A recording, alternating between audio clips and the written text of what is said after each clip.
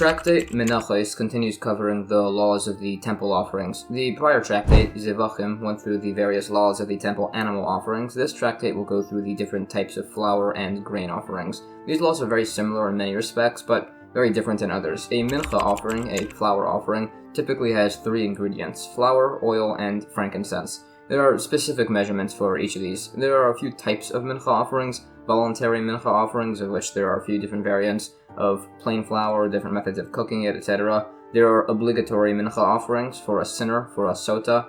There's a type brought by the Kohen Gadol and a type brought by the Inauguration of a Kohen. There are communal Minchah offerings, the Omer offering by Passover, the daily Lechem Apanim Showbread, the 2 Loaves by Shavuos, and there are libation Minchah offerings, and also some additional variants. The Thanksgiving offering is brought with some breads, the Nazir needs to bring some breads along with his offering, etc. The actual Minchah offering essentially consists of mixing precise amounts of flour and oil in a consecrated service vessel, which depends on the type of Minchah offering being brought. Some of these mixers are waived, they're brought to the altar, and some have a handful removed in a specific manner, a process called kimitza, which is then burned on the altar. Some Minchah offerings are entirely burned on the altar.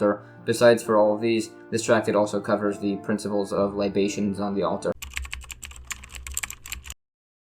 Chapter 1 begins discussion on these laws. The first Mishnah says, by all Minchah offerings, if their kimitza is done with intent for a different type of Minchah offering, it doesn't fulfill its owner's obligation, but it's still valid. The only exception to this is the sinner's Minchah offering and the Sotah's Minchah offering, where it would be invalid. A sinner's Minchah and a Sotah's Minchah, if kimitza is not done for their own sake, or the kametz was placed in a service vessel not for their own sake, or he placed it on the altar or burned it not for its own sake, or if he said he's doing the service for its own sake and then not for its own sake, or he said he's doing it not for its own sake and then for its own sake, it's invalid. For example, intent for its sake and then not for its sake would be bringing the sinner's Minchah for the sake of a sinner's Minchah and for the sake of a donated Minchah afterwards. And intent not for its sake and for its sake, meaning he did it for the sake of a donated Minchah offering, which is not right, and then for the sake of a sinner's Minchah offering, which is correct. The Gemara says, the Mishnah used a unique word when it said this offering doesn't count for its owner, except that it is still valid, which is to say that after this step, you cannot continue to have improper intent by it. It brings agreeing sources by the types of offerings. Now, there is an opinion which states, all Minchah offerings whose kimitza is done with incorrect intent, it's valid, and it does actually count towards its owner, as he uniquely holds that Minchah offerings and animal offerings are just not comparable. It debates as to what exactly he's referring to, but just concludes that our Mishnah just disagrees with this opinion. However, this opinion that says Minchah offerings are not comparable to animal offerings also says elsewhere that the sinner's Minchah is similar to the Chatas offering, meaning there's invalidation if done with incorrect intents. Also, the donated Minchah is like the Asham offering, as if it's done with incorrect intents, it's still valid. So let's explain the differences. Originally, it was discussing a change in level of holiness of the offering, whereas here, it's a change in the owner. And as there's no recognition of a change by this latter one, it's not invalidated. This principle is questioned from a number of cases. The bird olah, if its malika slaughter was done as a bird olah for the sake of a bird chatas, it's said it does not fulfill any obligation, even though it was actually done as a bird olah. So it's answered that doing malika as a bird olah doesn't prove it's a bird olah, so it would still be invalid. So a bird olah whose blood was squeezed in the manner of a bird olah with intent of a bird chatas is said to not fulfill any obligation, even though it was actually done as a bird olah. So it's answered, perhaps it could be being done in the manner of a bird chatas, as it's being squeezed after the sprinkling. This would mean that a bird chatas whose blood was offered as a bird chatas with intent as an olah would actually still be valid. Anyways, this opinion states that Minchah offerings are not comparable to animal offerings. This implies that animal offerings are always damaged by incorrect intents, and it argues if this is the case from a number of particular scenarios, many of which were discussed in the prior tractate. Alternatively, some explain the variance between this opinion, that first he says a Minchah offering brought with incorrect intent to be completely valid, and then he says it's somewhat invalid, to be that it's completely valid if the intent is another type of Minchah offering, and it's somewhat invalid if the intent is for an animal offering. It quotes a few cases. A third opinion is valid if he says he's bringing the type of Minchah offering, but doesn't actually say he's bringing a Minchah offering. And where it's invalid is where he specifies he's bringing a Minchah offering. It additionally debates this. The difference between these three opinions is that they disagree with the first one, that the variation is between discernibility in the offering, as they dispute the source for the concept, and as discussed throughout, there are debated issues with the other opinions. Anyways, the Mishnah stated that there is an exception, that the sinner's minchah and the sota's minchah, if done with incorrect intent, are invalid, which it sources. It goes through a number of verses. Anyways, some suggest to include in this exception the Omer minchah, since it's not actually permitting any grain if it's done improperly like this. Some suggest the Mishnah didn't mention this as it wasn't addressing communal offerings, or maybe it wasn't addressing offerings that are brought with an animal, or maybe it wasn't addressing animals with a fixed time. So it's additionally then asked about the Nazir's Asham offering and the Mitzorah's Asham offering with improper intents, which as they're meant to permit the Nazir and the Mitzorah leper, but they're not actually doing so. So similar to this, in an effective Omer offering, they should be invalid. That's additionally disputed, quoting a few relevant discussions. Although it does quote a source which clearly says that if a Mitzorah's Asham is brought with incorrect intent, it's still offered on the altar. These principles are discussed further going through verses, and additionally as to whether the Omer offering brought with incorrect intent is invalidated or not. The Omer offering is to permit the new grain by the 16th of the month of Nisan, but some say the grain just becomes permitted automatically as the day begins, even though the Omer hasn't yet been offered. Another opinion on the Omer offering brought with incorrect intent. Some say it's valid and its remainder can be eaten, and there is no necessity for another Minchah offering, as he holds invalidating intent as a rule only takes effect if it's done by somebody fit to offer the service, meaning it excludes a blemished Kohen, with something fit for the service, excluding this, the Omer offering, and in a place fit for the service, which would exclude when the altar is damaged. It also quotes a source which prohibits animals with a defect from being offered on the altar, which it discusses. Regarding the source, it tries to refute it from our conversation on the Omer Minchah, which uniquely cannot be eaten but is offered on the altar, so it argues that the two can even be compared.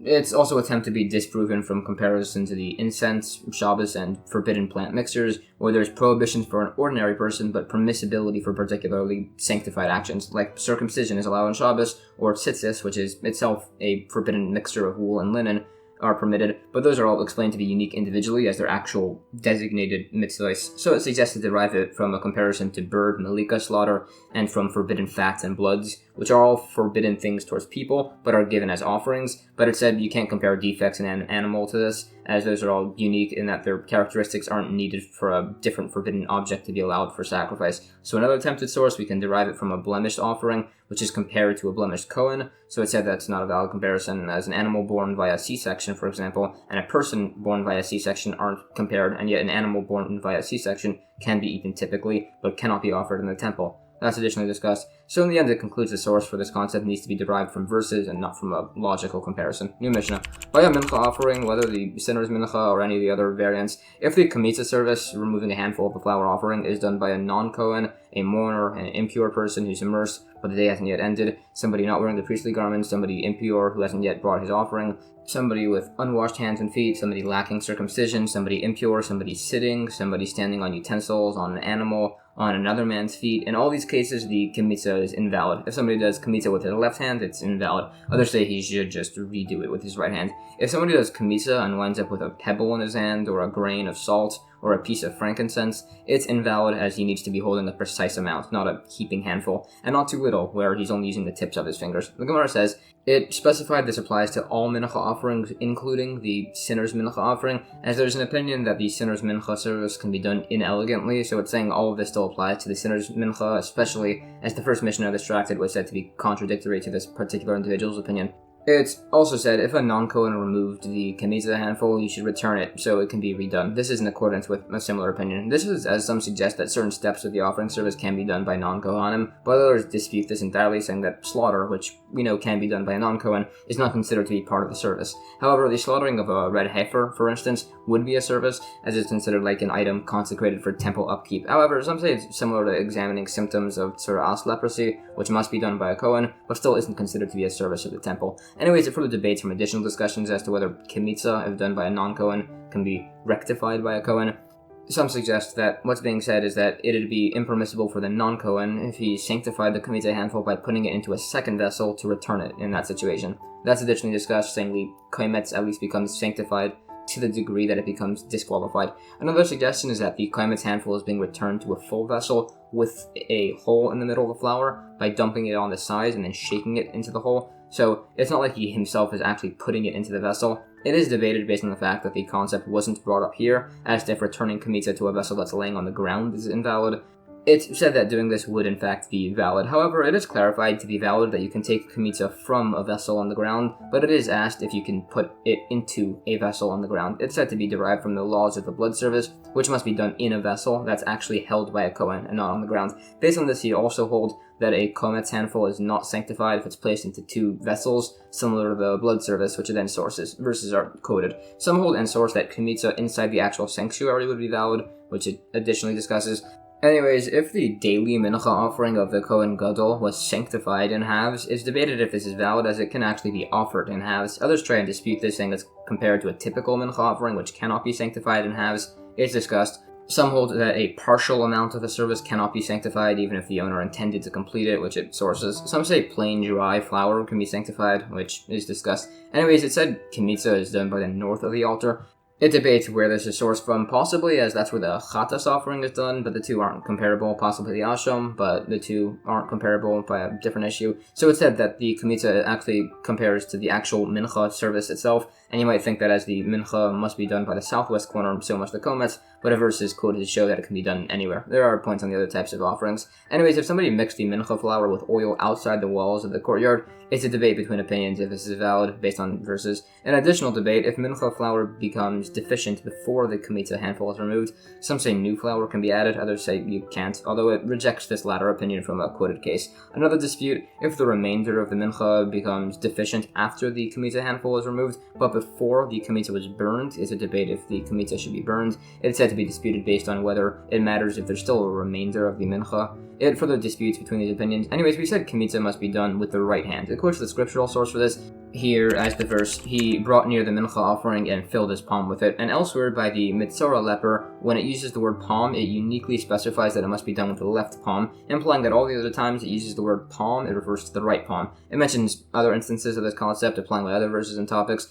Generally, most sacrificial services must be done with the right hand, which it additionally expounds on sources for. It further discusses these various verses. Anyways, we said if the kometz handful has a pebble, salt, or a bit of frankincense in it, it's invalid. All of these were specified, as a pebble cannot even be offered, a salt is valid, and frankincense is a part of the mixture even initially. This foreign object would even cause an invalidation if it's off to the side and isn't causing an interposition. Anyways, as for the actual process of Kmitza, the way it's done is the Kohen uses his hand and starts scooping from his ring finger, using his middle three fingers until the mixture is in his palm, and that's a Kmitza handful. It's said to be a difficult service to get right. If somebody scooped using his fingertips, or from the side or from the bottom, it's unresolved. In fact, there are a bunch of unresolved specific questions. For instance, what if the Kohen puts the Kmitza on the bottom of an inverted service vessel? It's unresolved if it's valid. New Mishnah. Anyways, the actual Kmitza service is done by scooping a handful of the flour offering and extending your fingers over the palm of your hand.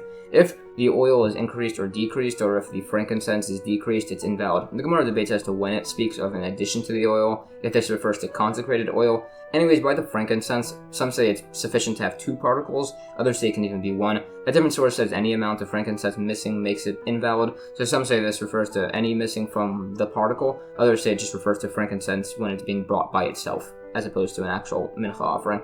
There are actually 3 opinions. Some say there must be a handful of frankincense initially and a handful at the end when it's burnt on the altar. Others say that there must be a handful at the beginning but 2 particles at the end. Others say a handful is required initially and only 1 particle at the end. This is all based on a verse. That's by the minchah offering specifically. If it's just frankincense being brought, everybody agrees it needs to be a handful at the beginning and a handful at the end. And by the frankincense that comes in 2 spoons by the showbread, it said it needs to be 2 handfuls at the beginning and 2 handfuls at the end. Others dispute plain frankincense as to if it could end off in a lesser amount. Anyways, the Mishnah said that there's only invalidation for decreasing the frankincense, which implies it's fine if it's increasing, although it would specifically be invalid if he had designated 2 handfuls for the minchah offering.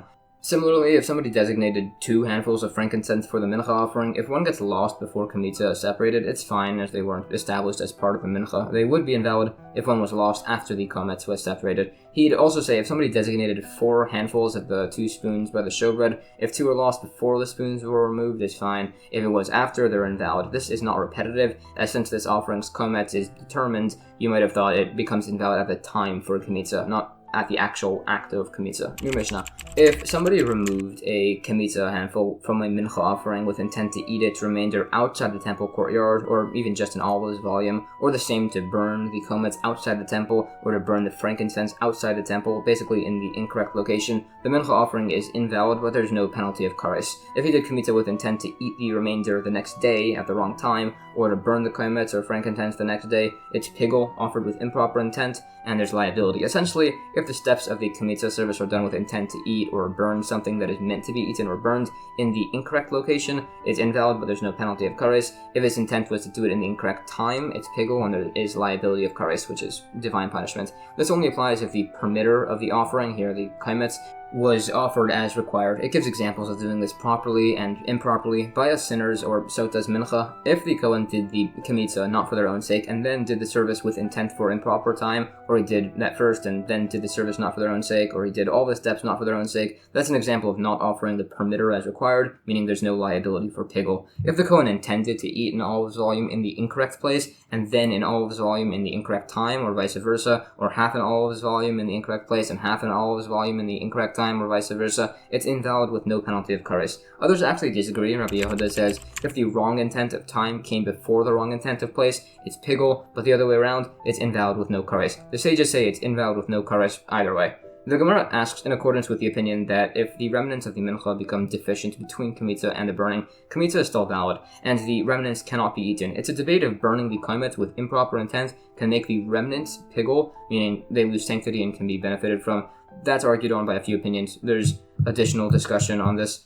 In New Mishnah, if somebody wanted to eat half an olive's volume of the remainder at the wrong time and burn half the remainder at the wrong time, it's still valid, as intent for eating and burning don't combine. The Gemara explains the source for this principle as to who exactly it holds in accordance with. This whole principle is necessary to state besides for the concept that intent by eating the remainder and eating the actual komets don't combine, as you're not actually meant to eat the komets. So it also says intent by eating and burning don't combine, as both of those are actually done. And that's the end of chapter 1. Chapter 2 of Tractate Menachos continues covering the laws of temple flour offerings. The first Mishnah says, if somebody does kmitza, taking a handful of the mincha flour offering with intent to eat the remnants or to burn the handful the next day, which is at the wrong time essentially, Rabbi Yossi would agree that here there's liability for pigul, improper intent of kares, which is divine punishment.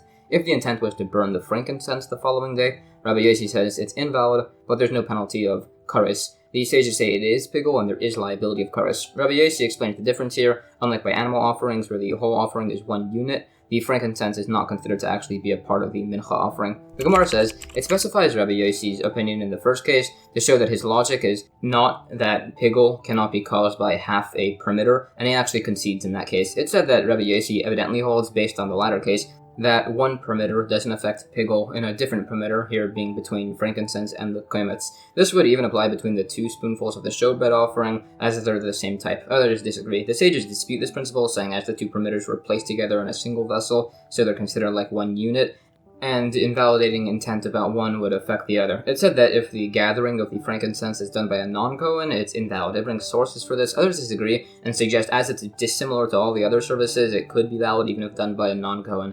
New Mishnah. Regarding the 2 loaves of the Shavuos Shlamim lambs, if the lambs are slaughtered with intent to eat one of the loaves the next day at the wrong time, or by the showbread, somebody burned the 2 spoonfuls with intent to eat one of the breads the next day, Rabbi Yossi says the loaf with improper intent has pigul and there's liability for kares, and the other second loaf is invalid with no kares. The sages say both loaves have pigul and liability of kares.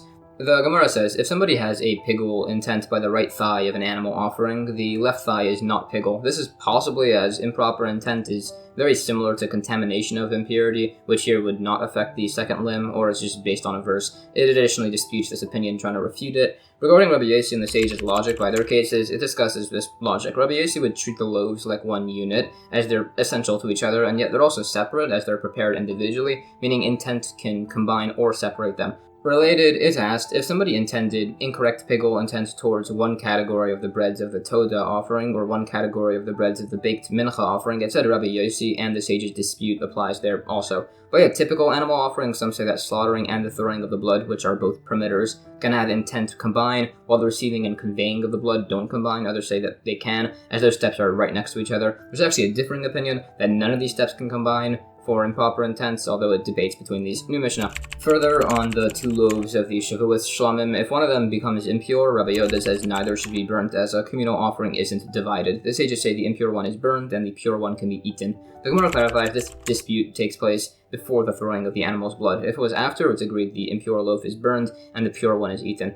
It argues as to what exactly they're disputing over. Some suggest it's as to whether the tzitz will affect acceptance, but that's refuted at length. Rather, it's as Rabbi Yehuda had a tradition from his teachers that the communal offering is just not divided. New Mishnah. Improper pigul intent by the Todah offering makes the bread pigul, but pigul intent by the bread doesn't make the Todah pigul. Examples are given. Pigul intent by the lamb of the Shavuos offering makes the bread pigul, but pigul intent by the bread does not make the lamb's pigul. Examples of this are also given. The Gemara brings a source for this concept going through verses. Also, the logic is that the bread is supplementary to the offering, but the offering is not supplementary to the bread. It specifies this by both the Todah and Shavuos Shlamim, as the Todah and its bread aren't combined by waving, unlike the Shavuos offering, which is, so it brought both to show the same apply. A related question, if somebody slaughtered a Todah offering with intent to eat a combined olives volume minimum from the offering and from the bread with pigul intent on the bread, some suggest the bread is pigul and the offering is not, others disagree, and they debate at length, quoting various cases. Others say the dispute applies to the slaughter of a Shavuos lamb with intent to eat of an olives volume of its companion the next day, and it's disputing if its companion refers to the other lamb, which would not become pigul, or the bread, which would become pigul. That's a debate. New Mishnah.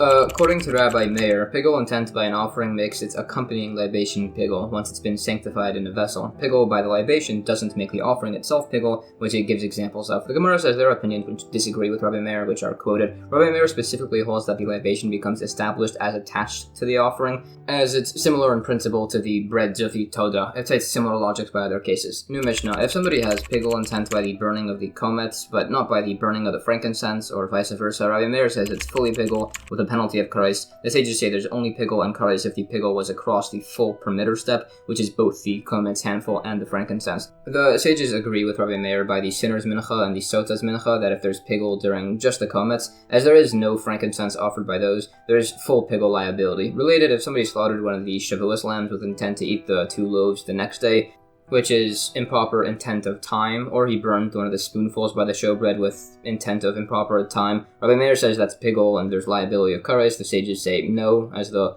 full perimeter didn't have pigul. Also, if somebody slaughtered one of the Shavuos lambs with improper intent of time, it's pigul and the other is fine. If he slaughtered one and had intent for the other with improper time, both are fine. The Gemara clarifies this dispute is where the comets was offered with no intent and the frankincense had improper intent. If the comets was brought with improper intent and the frankincense was brought with no intent, we assume his incorrect intent carries over and it's all invalid. Others disagree and they dispute from some quoted cases. This concept is additionally discussed by various other types of offerings. Anyways, if somebody had incorrect pigul intent while carrying just the comets and not by the frankincense, it's a debate. Some say carrying it has the same status as separating the handful, others say it has the same status as burning. That's discussed. It brings some additional particular cases of pigul on only part of a perimeter and the resulting discussions. Some say if somebody burned the comets on the altar with intent to burn the frankincense and to eat the remainder at the wrong time, it's pigul. This is as the pigul intent here combined all aspects of the Minchah offering. Also, it said if somebody burned comets on an altar with intent to eat the remainder on the next day, it's agreed it's not valid, which it then discusses the specific wording used here. And that's the end of chapter 2. Chapter 3 of Tractate Menachos continues covering principles of the Minchah flour offering and also on some related laws of tefillin and prayer. The first Mishnah says if somebody does the Minchah offering by a part which isn't meant to be eaten, like the kaimets, with incorrect intent of time or location to eat it, or with incorrect intent to burn a part which isn't meant to be burned, like the remnants, it's a debate if it's invalid or not. If the man had incorrect intent to eat something that's actually meant to be eaten, or to burn something that's actually meant to be burned, but on less than half an olive's volume, it's still valid. If his incorrect intent was to eat half an olive's volume and to burn half an olive's volume, It's still fine, as intent of eating and burning don't combine. The Gemara sources verses regarding this mentioned debate. That's discussed. In fact, according to the opinion that such an offering is invalid, it's a debate if this is a biblical or rabbinic invalidation. There's further discussion on this new Mishnah. If somebody did not pour the oil into the Minchah offering, if he didn't mix it, if he didn't break it into pieces, if he didn't salt it before burning, if he didn't wave the offering, if he didn't bring it to the southwest corner of the altar, if the Minchah was broken into large pieces, or if it wasn't smeared with oil, in all of these cases the Minchah would still be valid. The Gemara explains, when it says the oil was not poured, it actually means it wasn't poured by a Kohen, but it was poured by a non-Kohen. By the mixing, however, that's literal, that it wasn't mixed. It said that not breaking the Minchah is valid, so when it said breaking it into large pieces, that meant making more than was necessary, or it's just saying that large pieces are valid even though they don't have the status of properly broken pieces or of full loaves. So we said that the pouring of the oil into the minchah can be done by a non-Kohen. Others dispute this as they give an extended list of services that must be done by a Kohen, and this is one of them. Others explain this opinion is actually referring to the minchah of the Kohen, but of a regular person, he'd agree it's fine. Others disagree with this difference, so it does conclude that our Mishnah is just not in accordance with his opinion. It also sources this dispute going through verses. Related, it said that whenever scripture uses the words Torah and Chukah, literally law and decree, in a verse, it means the relevant discussed law is essential. There's less than this written by the Nazir, the Todah offering, the Mitzvah leper, and Yom Kippur, where these are all essential, but those two words aren't written, so it's explained that just the word chukas is perhaps required. Then by things like the mincha offering or the panim bread, it's said to be essential if scripture repeats it. Others dispute these principles. There's additional discussion by the different parts of the mincha offering being repeated in scripture, saying which ones are listed as essential. For instance, it's disputed as to whether salting offerings is an essential step. There are a number of verses in cases cited. This is additionally discussed by other steps of the service as to if salting is required by the blood service. It's disputed as to if the actual wood needs to be salted. A source is said to only exclude blood from the salting obligation. Others also exclude libations from requiring salting, which it sources along with, as mentioned, the blood, which it additionally discusses. Some say salted blood should be disqualified from the altar, as it's similarly stated, as blood is strictly prohibited to be eaten. Some say there's actually no transgression if it's cooked or salted, and things cannot be brought on the altar if they're roasted. So it's saying that you don't even need to put a tiny bit of salt into the blood for a mitzvah without cooking it, as it's just totally unnecessary to salt the blood of an offering. Regarding a hardened blood from the sun by the outer chatas offering, it'd still be valid, but not so by the inner chatas. Others say it's fit for the outer chatas too. Based on this, he'd hold if a non-sacrificial blood hardened, it's totally impermissible to eat. Also, it said that any blood on a body, whether moist or dry, constitutes an interposition in a mikvah. This doesn't apply if the blood is not sticky. Related verses on salting offerings are quoted describing the necessary amounts. It's said to be sufficient to salt one side, flip it over, and then salt the other side. There's discussion. Some say that the temple salt and wood can be benefited from by the Kohanim, which is explained only to be for their own offerings. This is explained to mean they can use this salt for their portions of sacrificial foods, but not for unconsecrated regular food. It said people could use the temple salt for their offerings, which it discusses further, although it disputes based on this if the Kohanim can do so also. It's also taught that wood used for personal offerings was paid for by the communal funds, which it spent some time sourcing. Verses are quoted on this new Mishnah. If a mincha's kometz handful was mixed with another mincha kometz handful, or with the mincha of a Kohen or of a Kohen Gadol, or with a libation mincha, it's still valid for offering. Rabbi Yehuda holds if the mincha was mixed with the mincha of an anointed Kohen or of a libation, it's invalid, as their mixtures have different thickness levels, so they absorb from each other. The Gemara says there was a similar dispute back in Tractate Menachos if blood mixed with water. It's fine if it has the appearance of blood. If it mixed with wine or unconsecrated blood, it's viewed the same as if it had mixed with water. Rabbi Yehuda held that blood cannot nullify blood. This dispute was based on some verses. So Rabbi Yehuda there says items of the same type don't nullify each other, but here he says these two mincha offerings do nullify each other. So it said it's different, as there's another thing that's different in this mixture, the flour, which means we can ignore the oil and have the flour nullify the other. Related, it said if somebody poured oil on the comments of the sinner's mincha, some say it's invalid. Others say an amount of oil from a different mincha should be added and it should be offered. That's disputed further. A related question, if a kometz has its oil squeezed out and then the kometz is placed on top of it, it's a debate if we view it like something that goes up on the altar, meaning if we now consider it as if the oil is properly mixed in even though it was squeezed out. This is discussed, but it stands unresolved. New Mishnah. If two mincha offerings that haven't yet done kamitza, if they're mixed, if kamitza can still be done on each one separately, they're valid. Otherwise, not. If a kometz was mixed with a mincha that hadn't had a kometz removed, yet it should not be burnt on the altar. If it was burnt, the mincha that had its chametz removed is valid, and the other one is not. If a separated mincha chametz was mixed with its own remnants, or with the remnants of another mincha, it cannot be burnt on the altar. But if it is valid. The Gemara says related, an animal that was improperly slaughtered can be nullified in a larger amount of properly slaughtered meat, as they have different degrees of impurity contraction, so it can be nullified. Properly slaughtered meat does not get nullified in a large amount of improperly slaughtered meat, as they can reach a similar level of impurity as when they spoil their impurity leaves. Others disagree and just say any mixture where the minority can become like the majority, it's not nullified. If it can become like the majority, it is nullified. This is disputed further, bringing a few cases, particularly from our Mishnah, to determine who we hold in accordance with. A particular case, if somebody divided a mincha offering in two and put the halves in the same bowl, but so that way they weren't touching each other, and then one of them becomes impure, it said that as a vessel combines entities, the other half would also become impure. If a third half is put inside, that one would not become impure, as it's not needed for the vessel, so it doesn't get combined. If somebody stuck his finger into the airspace between the two halves, and he was impure, it said there wouldn't be a transfer of impurity via airspace unless it was with an earthenware vessel. Anyways, by these separated halves of the mincha offering, it's a debate if they're considered combined biblically or rabbinically as to whether a kamitza handful from one half could be separated to affect the other. This is discussed from a number of cases. Also, if a divided mincha portion had one half become impure, and then they're put in a bowl and somebody impure touches the impure half, it's asked if it can acquire a further degree of contamination. Instead of something receives two types of impurity simultaneously, it can receive both types, unlike here where it was already full of impurity. If somebody divided a mincha and then lost one of the halves, so he designated a replacement half and then found the original, so all three are in the same bowl. If the lost one becomes impure, the lost one and the first are combined, and both are impure. If the new designated one becomes impure, then the designated one and the first one become impure. If the first one becomes impure, both of the others become impure. Others disagree and say, as all are part of the same mincha offering, if any of them become impure, all of them do too. The same applies with doing kamitza, meaning if kamitza is done from the lost one, its remnants and the first one can be eaten, etc. It's asked, how come the remnants of the piece with kaimetz done by it be eaten if there's only a sixth of a kaimetz? And how can the kaimetz itself be offered if a third is not sacred? It's explained when the Kohen takes kaimetz, he does so only with intent for two of the halves. New Mishnah. If the kaimetz becomes impure and the Kohen offered it anyway, the tzitz affects acceptance for it. If the kaimetz left the temple courtyard and was offered anyway, the tzitz cannot affect acceptance, as the tzitz only affects acceptance for impurity. The Gemara explains this as the verse says, it shall be on Aaron's forehead, so that Aaron shall bear the sin of the sacred offering, which is explained to refer to affecting acceptance for impurity. This source is further explained. It's additionally explained as to why it doesn't apply to other offering invalidations. New Mishnah.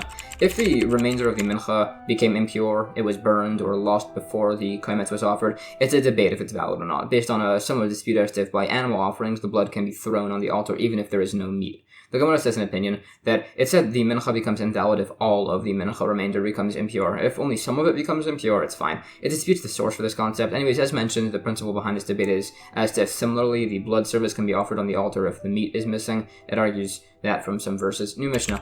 If the kaimetz of a mincha offering was not placed in a sacred service vessel, it's said to be invalid. If a kaimetz was burned in two separate parts, it's said to be valid.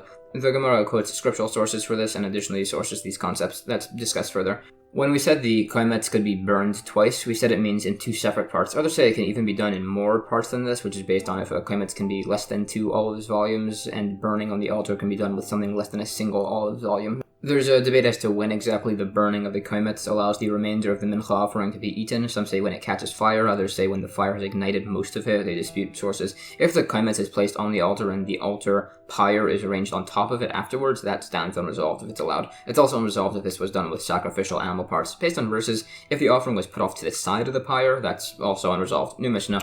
By the kaimetz, even a small part is essential to the whole. By the isarin measure of flour, even a small part is essential to the whole. By the wine of libations, and by the oil, even a small part is essential to the whole. The fine flour and oil of the mincha offering are essential to each other. The kaimetz and frankincense are essential to each other. The Gemara quotes verses on this. New Mishnah. Similar to the prior, the 2 he-goats of the Yom Kippur service are essential to each other, meaning both are necessary. The 2 lambs of the Shavuos offering are essential to each other, as are its 2 loaves. The 2 arrangements of the showbreads are essential to each other, as are the 2 spoonfuls of frankincense. The showbread and frankincense are essential to each other. The 2 bread offerings of the nazir, the 3 parts of the red heifer service, the 4 kinds of bread by the Todah offering, the 4 species of the lulav, and the 4 parts of purification for a mitzorah are all essential to themselves. The 7 sprinklings by the service of the red heifer are essential to each other. The 7 sprinklings of blood on Yom Kippur between the poles of the the ark, on the curtain, and on the golden altar are all essential to each other. The Gemara begins going through sources for all of these. These are additionally discussed along with points on the severe prohibitions against impermissibly entering the innermost part of the temple by the ark. Many verses are quoted on this. There's some additional discussion. New Mishnah. The 7 branches of the menorah are essential to each other, meaning all are necessary. The 7 lamps on the menorah are essential to each other. The 2 passages written on the mezuzah scroll are essential to each other, and actually every letter is essential. The 4 passages within tefillin are essential to each other, along with every letter. The 4 tzitzis on all 4 cornered garments are essential to each other, because all 4 are one mitzvah. Rabbi Shmuel says the 4 of them are 4 mitzvahs. The Gemara begins going through sources, also in the construction of the temple menorah, which it said had to be beaten out of a single large block of gold, not by fusing together separate pieces. It also didn't strictly need to be gold. Many verses on this are quoted, although by the trumpets of the temple it said those could be made by fusing together separate pieces. It's said that the vessels Moshe made were also valid for all future generations, but the trumpets he made were only valid for himself, which it discusses. Anyways, we said the menorah had to be made out of a solid block of preferably gold, but silver works too. It's a debate if it could be a cheap metal, like tin or lead. As to if the menorah could be made of those materials, everybody agrees that wood, glass, or bone are impermissible. Again, it goes through sources and many verses, many of which actually did permit wood. Anyways, on the actual construction of the temple menorah, its total height was 18 handbreadths, the lower legs and flowers were 3 handbreadths, 2 handbreadths of a stem, a handbreadth of decoration, as pictured with the goblet and flower decorations, 2 more handbreadths, a handbreadth knob with branches extending, a handbreadth another knob with branches, a handbreadth another knob with branches, then 2 more handbreadths, and then 3 handbreadths of goblets, knobs, and flowers. It's a debate as to what all this precisely looked like, but this image here is the general consensus by several opinions. There are various other opinions on the height, on the design of the flowers and goblets which are described. It further describes the actual manufacturing of the menorah, particularly by King Solomon, and the great wealth he spent to manufacture it, featuring melting down and reducing a massive amount of gold. Some say that the angel Gabriel just showed Moshe how it was made. In fact, some say it was God that showed Moshe the design in a fiery image, as he was struggling to understand how it should look, along with the proper size of the new moon by sanctification and the identification of Sheretz creatures, which is based on verses. Anyways, we said that a mezuzah scroll must have every letter, which is necessary to specify to show that every letter must be separate from the next and can't run into each other. It said if there's a puncture through the blank area within the letter Hey, that's fine, but if the leg is punctured, if there's enough remaining of the leg to form the smallest Hebrew letter, which is a Yud, it's valid, otherwise not. A number of particular cases on this are cited. Somewhat related, on texts like the Torah or Tefillin or Mezuzahs, when scripture is written on parchment, some of the letters have these little extensions drawn above them, which are called crowns. It said that when Moshe went up to heaven by Mount Sinai, he saw God attaching these crowns to the letters, and he asked why, and God said, in the future, a sage, Rabbi Akiva, will derive many, many laws from which have these crowns and which don't. So Moshe asked to meet this Rabbi Akiva, and God told him to turn around, and Moshe found himself in Rabbi Akiva's class. So he went and sat, but he didn't understand the teachings, so he became disheartened up until Rabbi Akiva mentioned that everything learned is derived from tradition taught to Moshe at Mount Sinai. So Moshe went back to God and asked why he was the one receiving the Torah instead of a sage like Rabbi Akiva.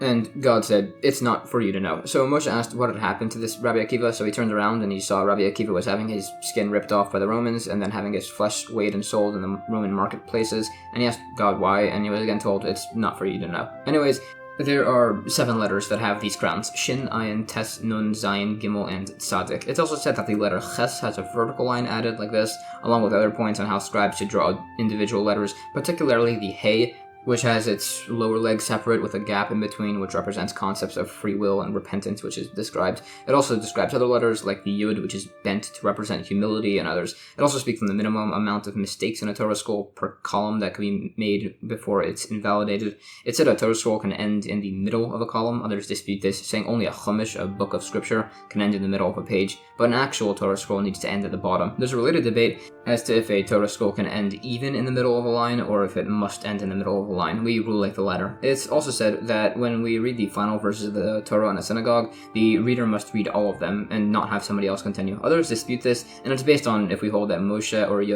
Joshua wrote those last few verses. It said it's a good deed to purchase a Torah scroll, but it's even greater to write one. Correcting even a single letter is considered as if you wrote the full scroll. It additionally describes how the verses and columns must be placed per sheet, along with the line distance, spacing, word distance, and spacing, script size, etc., all of which are taken into account when a scribe writes the Torah scroll, and it looks like this. It also describes how to fix errors as to which parts can be scraped off, what to do if certain words are missing, etc. It's argued as to whether a word can be blotted out to rewrite God's name over it. There's also some adjacent suggestions on tithing principles regarding whether we hold like certain listed opinions.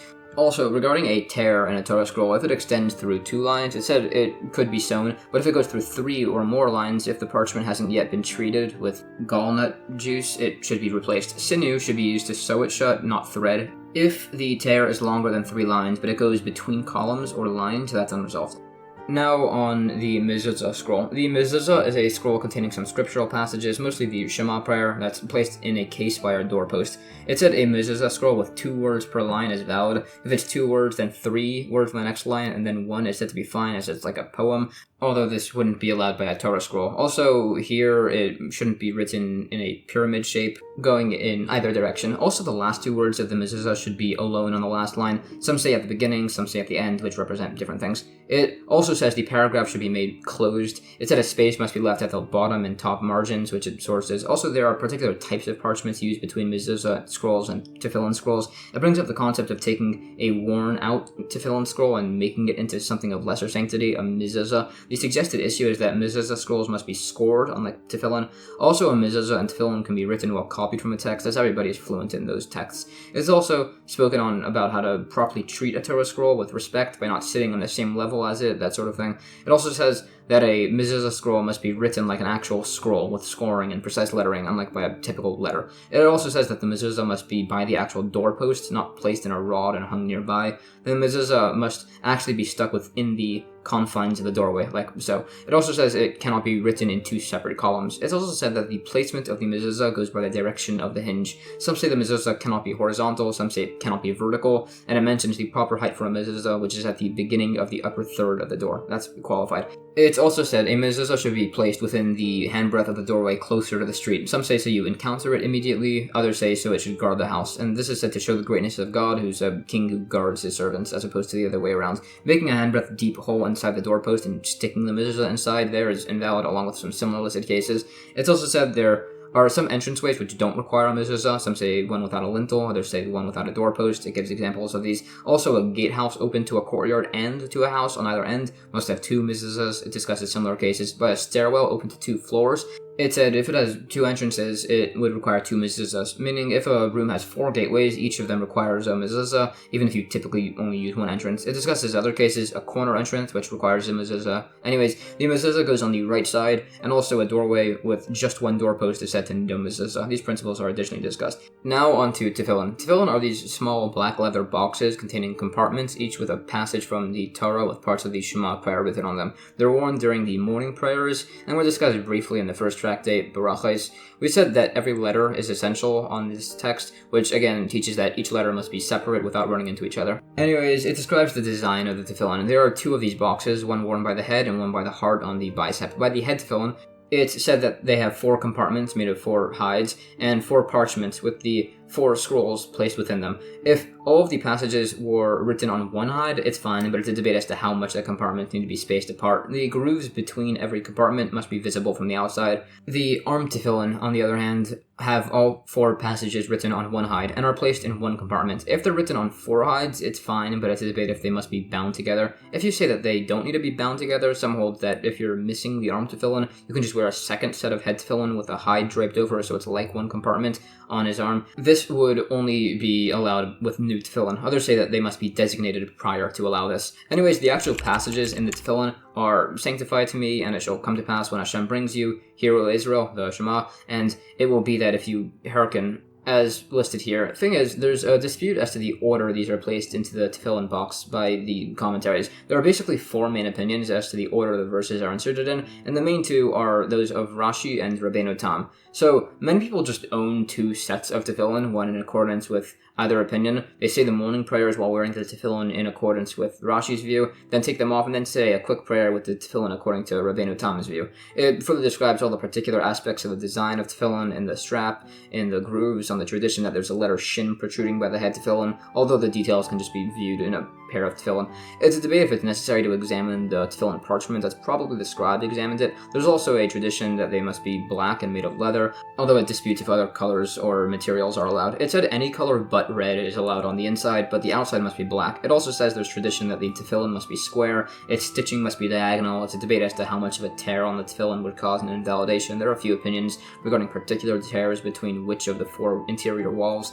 It also explains the proper laws of tefillin straps. It said they shouldn't be stitched together. It said they have a minimum length, which it describes. The hanging straps from head tefillin should be draped over the shoulders, although it mentioned one sage had this custom to braid them around his head. The knots of the tefillin also have a lot of specifications as to how they're tied, as they're supposed to represent different letters, a yod and a daled, and the three straps over here by the bicep form the letter shin, which together form the letters for God's name. The straps should also not be inverted.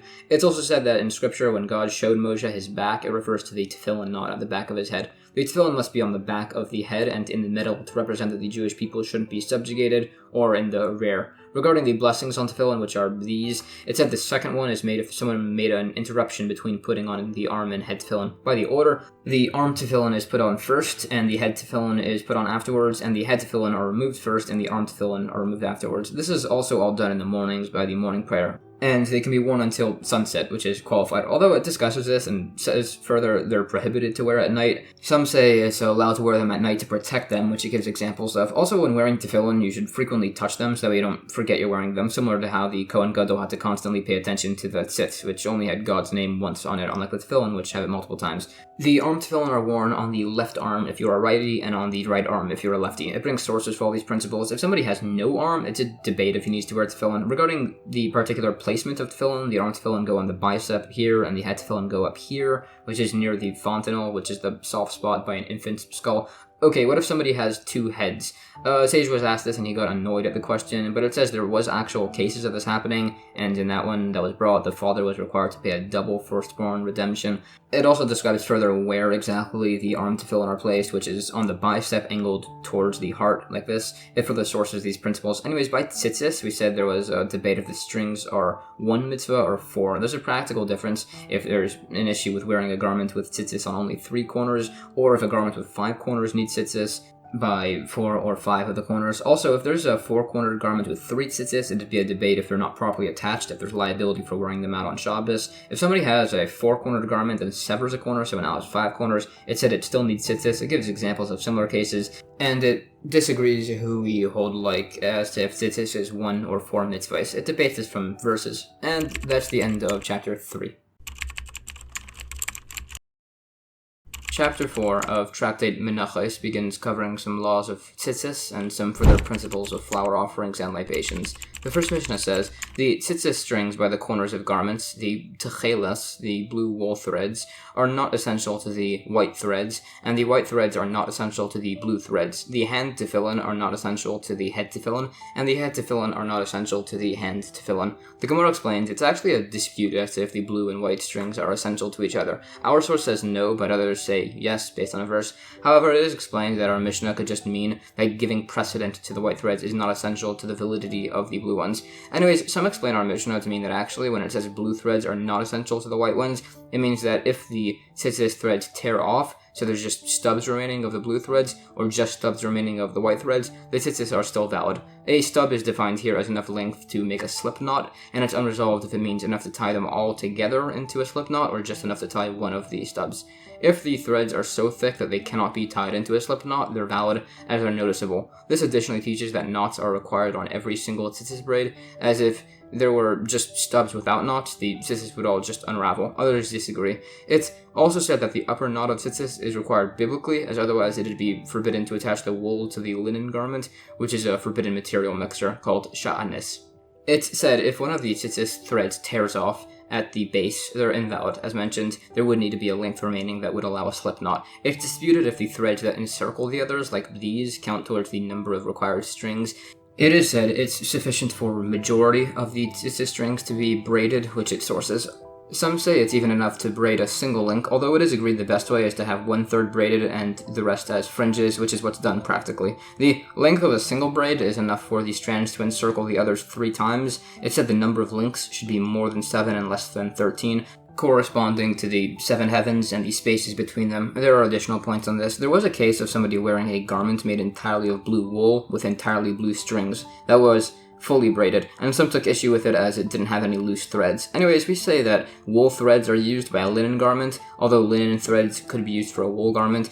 And it's disputed as to if a silk garment could be used. Some say they're biblically exempt, but should have tzitzis rabbinically, which means wool and linen threads cannot both be used by silk. This is disputed further from other sources. Regarding a linen garment requiring tzitzis, it's a dispute, and we hold it is obligated. The blue wool is not worn on linen garments, as that's only allowed if you use a special techeles dye to make the wool blue, which is some sort of a sea creature, as will be mentioned later. And there was concern people would just use a regular blue dyed wool, not from this special fish creature, which creates a prohibition of shatnez, forbidden mixtures. So instead, only regular white wool is used by linen tzitzis with no blue strings. Another reason blue techeles wool is not used by linen tzitzis is out of concern the linen garment will tear and it'll be sewn shut with some linen left over as a tzitzis string, which isn't permitted. As that string wasn't initially intended as tzitzis, it just wound up being added later on. And then as the whole garment is invalid as tzitzis, there's techeles wool on it, and that'll create a prohibition of shatnez, a forbidden plant mixture. Another issue with techeles blue strands on tzitzis is that they're supposed to be visible, and blue strings aren't as visible at nighttime, so white ones are just used. They bring sources for these principles. Anyways, we said tzitzis strings must be attached with the specific intent as tzitzis strings, meaning if tzitzis were attached to a 3-cornered garment, and then afterwards it's turned into a 4-cornered garment, it'd be invalid. This is additionally discussed. Some even teach the wool tzitzis strings can be permissibly placed on a linen garment without shatnez mixture prohibitions, even if the garment is exempt from tzitzis. An example of that would be a garment that already had tzitzis attached to it. There's a dispute if a garment that's worn folded in half, like so, to create 6 corners essentially, if that needs tzitzis. It would need tzitzis if it was sewn shut or fastened with tacks. It gives examples of this. Some say this principle that a linen garment does not require techeles thread was actually disputed, as a sage was wearing a linen garment without the threads, and an angel came and criticized him. It said that a garment that's not being worn and is just being kept in a drawer, for instance, should still have tzitzis on it. A funeral shroud should also have tzitzis. Also, it said if a 4-cornered garment tore further than 3 finger breadths from the corner, you can just sew it shut. If it was within 3 finger breadths, it's invalid. This is sourced. If a garment is made entirely of techeles, blue wool, tzitzis threads of all colors can be used, besides for indigo. This would be allowed if, besides for the 4 indigo threads, there were 4 more threads of other colors. There's a dispute as to if it's permissible to remove tzitzis from one garment to attach to a different one, and a similar dispute exists if it's allowed to light from one Hanukkah menorah to another. It was conceded to the opinion that does allow these, along with the fact that it's permitted to drag a bench across the ground on Shabbos, as long as his intent was not to make a furrow, which was also held by that opinion. As we said, indigo wool should not be used instead of proper techeles. Many sages, when they gave their garments to the launderers, would tie the tzitzis or roll them in a manner that they wouldn't be replaced by the launderer with other threads. Anyways, regarding the actual tzitzis fringe, some say 4 strings should be used, some say 3. The fringe should be length according to opinions of either 4 or 3 finger breadths, which is a 1/4 of a hand breadth. It rules in the end that tzitzis should be 4 strings within 3 finger breadths of the edge and should hang down 4 finger breadths. By the way, the reason tzitzis look like they have more than 4 strings is that it is 4 strings, but just when they're looped through the hole, they drape down on either end, forming 8 strings essentially. Also, similar to the lulav, the tzitzis have no maximum measure, but they do have a minimum measure. It's mentioned that tzitzis strings should be separate from each other at the bottom. It's also debated if they're valid, if they're attached to the very edge or hem of the garment. It said they should be at the length of a thumb's joint away from the edge. We also said they must be within 3 finger breadths, so it shows that it should be within that distance, but not too close to the hem. There were a few mentioned methods of attaching tzitzis. Some would use 4 threads, fold them over, insert them through the hole, and push them through the formed loop. Others would do this with 8 threads, and others would just do this as we do now, as pictured, where 4 threads are inserted through, folded over, and then tied around each other. It also brings up the blessing on tzitzis. There's a brief debate as to whether or not there's one said on the actual tying of tzitzis, and it suggests that mitzvahs that are done by Jewish people specifically have blessings said over them, like tzitzis or circumcision. For instance, a sukkah can be built by anybody, whether Jewish or non-Jewish, and there's no blessing said over building that. However, that's actually disproven, as only Jewish people can validly write tefillin, and yet there's no blessing said on the writing of tefillin. So it's explained rather that what defines whether a blessing is said by a mitzvah is said if the action itself represents the completion of the mitzvah, then a blessing is said. So circumcision has a blessing, but only writing tefillin does not. And then there's a dispute if tzitzis have a blessing as they're attached, which is as to whether the obligation is to attach the actual tzitzis to the garment, or if the obligation is to actually wear the garment. There is, however, a blessing said when wearing tzitzis, which is this. Making tzitzis out of embroidery threads or thorn-like threads or similar, that's invalid, but it is allowed if it's from a regular ball of weaving thread. Others say this is invalid, debating as to whether it must be prepared with specific intent. Anyways, regarding the actual dyeing of techeles wool, it uses the blood of the chiloza sea creature, which is boiled in a pot and then tested against wool, and then that wool is tossed out. This is to teach us that wool used to test dye cannot be used as tzitzis thread. Dyeing tzitzis must be for the sake of the mitzvah, and if the test dye is re-added to the dye vat, it's all invalid. Others actually dispute these principles. It's also said that as there's not really a way to test whether techeles was done properly, it should only be bought from an expert. Tefillin can be tested, but should still be bought from an expert, and Torah scrolls and mezuzahs can be tested and bought by anybody. It clarifies it is actually possible to test the actual used pigment of the blue dye, but you can't test whether it was added with the proper intent. Incidents of this are cited. It also said, if tzitzis are purchased from a Jewish person or from a non-Jewish merchant, they're presumably valid, but it shouldn't be purchased from a privately selling non-Jewish person. Tzitzis also shouldn't be sold to a non-Jewish person, which could cause issues of the man pretending then to be Jewish and using that to kill Jewish people or similar. One sage would even have his wife wear tzitzis on his garments, but that's as he held tzitzis don't have a set time to be worn, but he always wore his own all day and said a blessing on them every morning when he changed his clothes. It's said every Jewish person is obligated to wear tzitzis, besides for women, as tzitzis is a positive commandment that's dependent on specific times, as it's worn by day, which, as mentioned at the end of chapter 1 of Tractate Kedushin, women are not obligated to do. It additionally discusses verses on this, mentioning that tzitzis essentially acts as a reminder always of the 613 commandments of the Torah, which is seen in the number of strings and knots. Also, it's said to be good as you're surrounded by mitzvahs, especially if you wear tzitzis, tefillin, and have a mezuzah on your door, you won't then come to sin. It's said techeles, which is a blue color, is used as it resembles the sea, which resembles the sky, which resembles the throne of glory. It also speaks on the importance of wearing white threads, too. Related, it mentions that a person should say 100 blessings every day, and on Shabbos and holidays, where there are less blessings and prayers said, those extra blessings were made on spices and foods. It mentions some daily blessings, we say. Anyways, regarding the chilozon creature that makes the techeles dye, it's said to be a sort of fish that appears once every 70 years on dry land, and the dye is in its blood. We don't really know nowadays what this creature refers to. Anyways, a story on the importance and reward for tzitzis. A man was very particular about wearing tzitzis, but evidently less so in other matters, as he learned there was this harlot in a far-off city who charged 400 golden dinarim, so he sent the money and scheduled a visit, and traveled to her, and he arrived at her place, and there were 7 beds, 6 of silver and 1 of gold at the top, where she sat. So he started going up the ladder, but the tzitzis strings he was wearing struck him in the face as he was going up, so he decided, never mind, and he went back down and sat on the floor. So she came down and asked what was up, and he explained the mitzvah of tzitzis and how it reminds us about reward and punishment. So she asked for his name and information, which he wrote down, and left back to his school.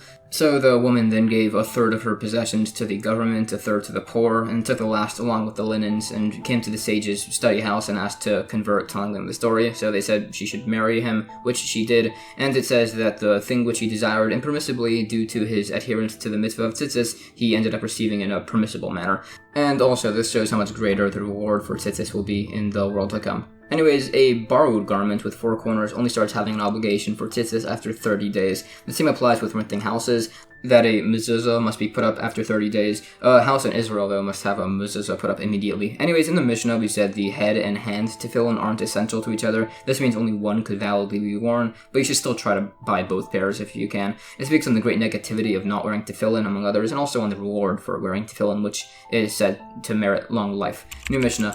Okay, back to the temple flour offerings. The flour and oil of the libation mincha offering are not essential to the wine, and the wine is not essential to the flour and oil. The applications of blood to the outside altar are not essential to each other. The Gemara says there's a dispute based on verses as to what's being brought first, the mincha offering and then the libation, or the libation and then the mincha offering. It disputes that from a number of verses. New Mishnah. The bulls, rams, and lambs of musaf offerings are not essential to each other. Some say if there were limited funds, it's better to offer one bull with its libation than several bulls with no libation. The Gemara clarifies these bulls and lambs refer to the musaf offering on either Rosh Chodesh or of Shavuos. The rams are also referring to the Shavuos musaf, although it's listed separately to show that its rams are not essential to the other rams, as opposed to the other offerings. It quotes a number of verses sources speaking on these types of offerings further, and also on some additional types of offerings. These were all from the book of Ezekiel that it's speaking on, which was necessary as evidently a lot of the verses there contradict scripture by these laws. So the sage Hanino ben Chizkiah spent a long while clarifying and explaining everything, so that way the book of Ezekiel could maintain its canonization. It also sources the point that the single bowl with libations is preferable over several bowl offerings with no libations. New Mishnah. The bull, ram, and lambs of the Olah and the goat of the Chatas are not essential to the bread loaves, and the bread is not essential to them. It's a debate if only the bread is essential to the shlamim lambs, or if only the shlamim lambs are essential to the bread, but not vice versa. It said we hold that the lambs are essential to the bread, and the bread is not essential to the lambs. As it said, any offering mentioned in the book of Numbers was a type offered in the wilderness, while anything mentioned in Leviticus was not offered in the wilderness, and both were offered in Israel by the temple. So we can't learn anything here by what was or was not done in the wilderness. So rather, we know that the lambs are essential to the bread, but not vice versa, as the lambs render themselves permissible without the lambs, but not vice versa. The Gemara additionally expounds on these listed principles. It explains there's further dispute based on verses. Anyways, it's asked as to what exactly binds the loaves to the lamb offerings, which step of the process exactly. It's suggested to perhaps be the waving, but that's disputed. Perhaps the slaughter, which is spoken on further. There are various unresolved points on this. It's asked as to why the lambs and the breads are linked to be essential and not by the bulls and rams of the Olah offering and their breads, and suggested the difference is as waving is done here, but again, that's disputed. There was that mentioned opinion that the lambs are not essential to the bread, meaning the breads can be offered alone. If that's the case, it said they should be waved and then left overnight to become invalid and then be burnt. They aren't eaten, in case people think that that's the proper method of doing that offering, and in future cases, in later years, they'll just eat the bread without the lambs, which would be incorrect. It brings sources, and nevertheless, many others disagree and say that the bread should be actually eaten. It said in the end, based on a verse, that biblically they could be eaten, but rabbinically they're just burnt for the described reason. Anyways, as discussed, others hold that the thing that actually sanctifies the bread by this offering is the slaughter of the Shavuos lambs, which it sources and additionally discusses. For instance, what if the Kohen properly slaughtered the animal, but then threw the blood with improper intent? What would happen to the breads, particularly if they're made previously invalid by being taken outside the courtyard? So it's a dispute if the loaves are now made into pigul, having improper intent, or otherwise. It additionally debates these principles. It was mentioned once the lambs and the two loaves are bound together, if the bread is lost, the lambs become invalid. It's debated if it would be impermissible to intentionally throw the blood, not for its own sake, and then eat the meat.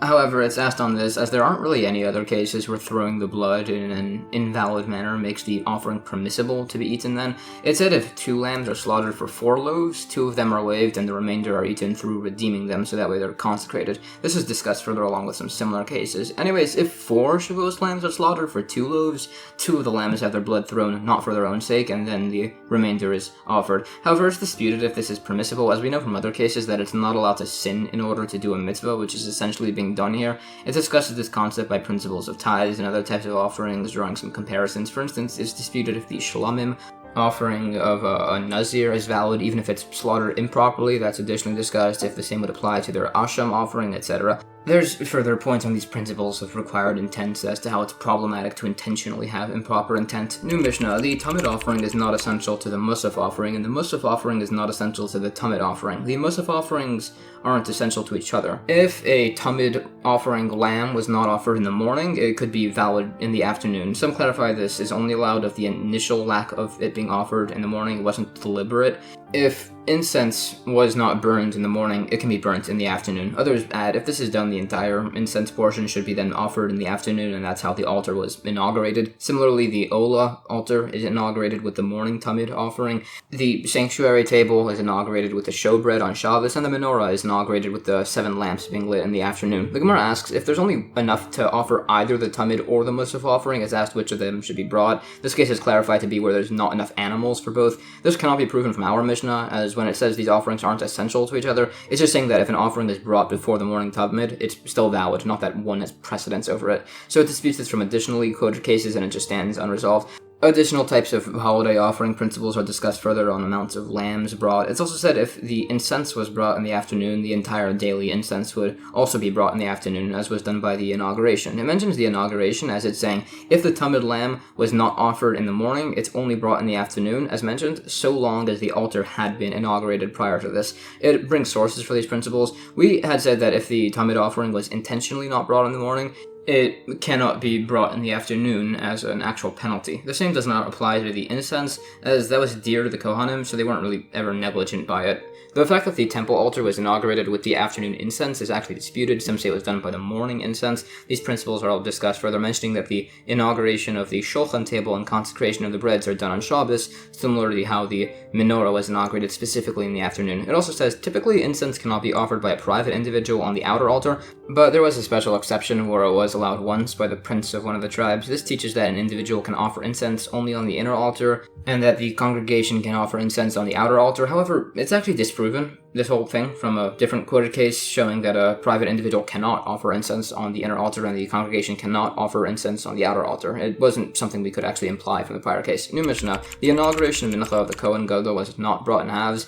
It was actually brought in its full amount, and then it was divided, and half was offered in the morning and half was offered in the afternoon. If he offered the morning half and then died, and then a new Kohen Gadol was appointed, he should bring 2 new halves, then offer one of those and destroy the other. So that way it ends up with 2 halves that are offered and 2 halves that are destroyed. The Gemara quotes scriptural sources for these concepts. The way these excess mincha halves are destroyed is by leaving them overnight until their appearance changes, so that way they're invalid, and they should be then taken to the place of burning for invalid offerings. This is as the second half isn't viewed as fully disqualified prior to this, as it's viewed as an offering that was fit but just lacks an owner. There's some dispute as to how exactly this offering was prepared, whether it was baked and fried or fried and then baked. This is discussed. It said its kneading, shaping, and baking was all done in the temple courtyard, and it could be done on Shabbos. Sources are quoted. This is discussed further, and it disputes as to the exact amount of oil that had to be used for this offering from a few discussions. New Mishnah, if the Kohen Gadol died during his mincha offering process and a new one was not appointed, it's debated if the funds for the remainder are paid for by the public or by the heirs. It was offered whole. The Gemara quotes sources for these principles, which are discussed. It argues if this whole notion that the new mincha was possibly paid with communal funds, if this was a biblical or rabbinic enactment. It also mentions some other similar enactments of the communal funds replacing offerings. It additionally discusses these in the process of this replacement mincha, essentially proving from our discussion that the morning and afternoon mincha by this both had a full isarin measure brought. Others still dispute this though. It's also asked how much frankincense should be brought with both of these offerings, either a half kometz or a full kometz, as the flour amount was doubled, but the oil possibly was not. In the end, it rules that the alive Kohen Gadol would offer a full kometz of frankincense with his morning and afternoon inauguration offering. However, some say we don't hold like this opinion. And that's the end of chapter 4. Chapter 5 of Tractate Menachos begins explaining the actual details of the mincha flour offerings. The first Mishnah says, all mincha offerings are brought as matzah, essentially, unleavened bread, besides for the breads of the Todah offering and of the Showbread, as those are proper leavened loaves. There's dispute as to how this is done. Rabbi Meir says a portion of the flour of the Todah offering should be removed, mixed with water, and then re-added. Rabbi Yehuda says you should take this pre-prepared dough, put it into an empty measuring vessel, and fill the rest with flour, so that way everything gets fully leavened. Rabbi Meir disagrees with this, saying that would throw the measurements off. The Gemara quotes a source that mincha offerings are brought unleavened, which is described explicitly in Scripture. It also sources the principle that this is an essential obligation, and it additionally quotes verses for the principle that mincha offerings are kneaded with lukewarm water specifically, so that way they won't become leavened. It mentions the time the sages engaged in a discussion on all this. A number of verses are expounded on, for instance on the verse, "What is my beloved doing in my temple?" which some interpret to be an additional reference to Avraham standing in the ruins of the temple and praying to God on our behalf.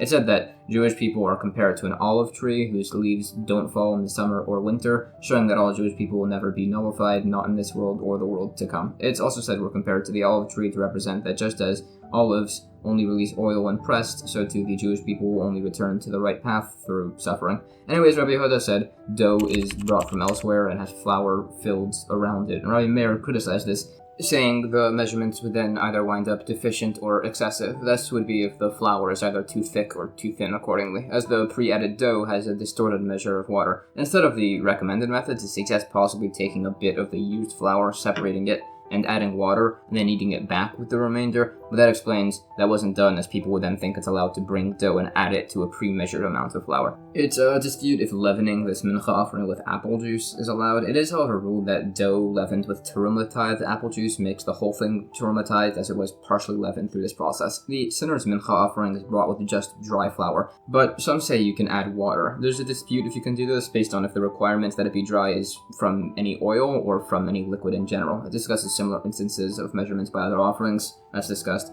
Regarding offering measurements that have shrunk, it's said they're assessed by their current volume. Others evidently disagree with this, saying we assess based on the initial volume, as quoted from some principles of tithes. The example given was with dried figs, and it was said to be assessed according to its current volume, but others say that's just unique, as you could cook dried figs and have them unshrink. Related, it said that if it's the custom of the locale, you can separate ma'aser tithes from fresh figs for dried figs, specifically in reference to if there's no available kohen. But we do not separate ma'aser tithes from dried figs for fresh figs, even if that's the local custom, even when there is a kohen. It explains that this is talking about two different cases where there is and is not a kohen, as that's better than interpreting it than like two different opinions. New Mishnah. All mincha offerings are kneaded with lukewarm water, and they must be guarded so that way they don't become leavened. If the remnants become leavened, that's a violation of the commandment. Any mincha that you offer to Hashem shall not be prepared leavened. There would be liability for messing up the mincha offering with lashes, whether during the kneading step, the shaping step, or the baking step.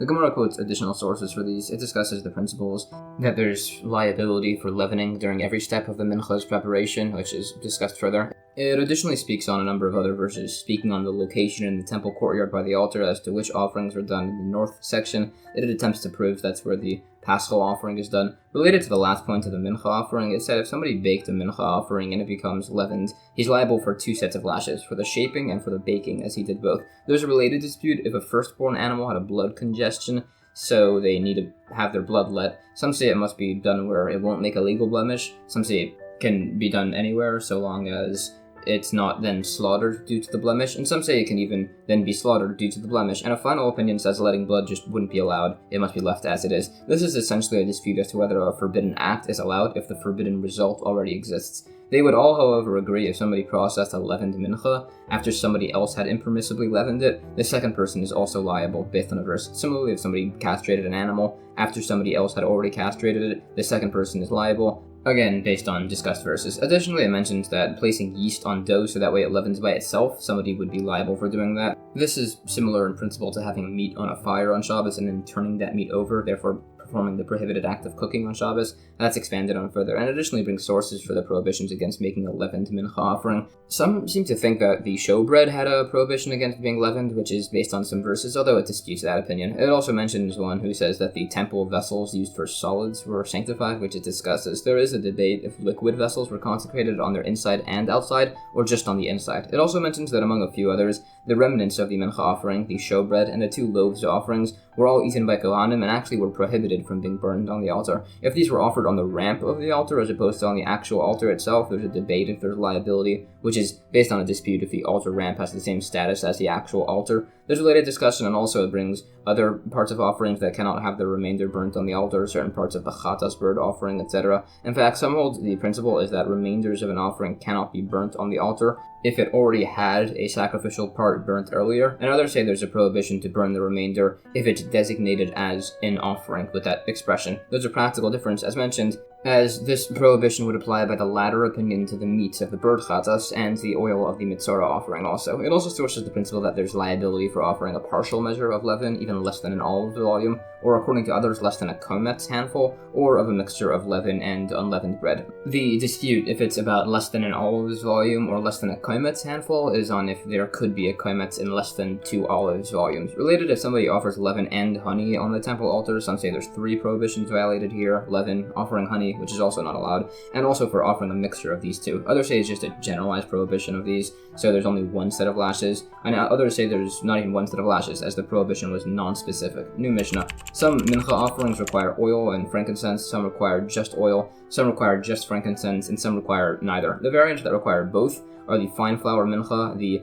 machavas mincha, the macheshes mincha, the oven-baked mincha loaves and wafers, which are all types of voluntary mincha offerings, with difference in how they're baked. The mincha of the Kohen and the anointed Kohen, the mincha offering of a non-Jewish person, of a woman, and the Omer offering are all included in this list of requiring both oil and frankincense. The libation mincha has oil but no frankincense.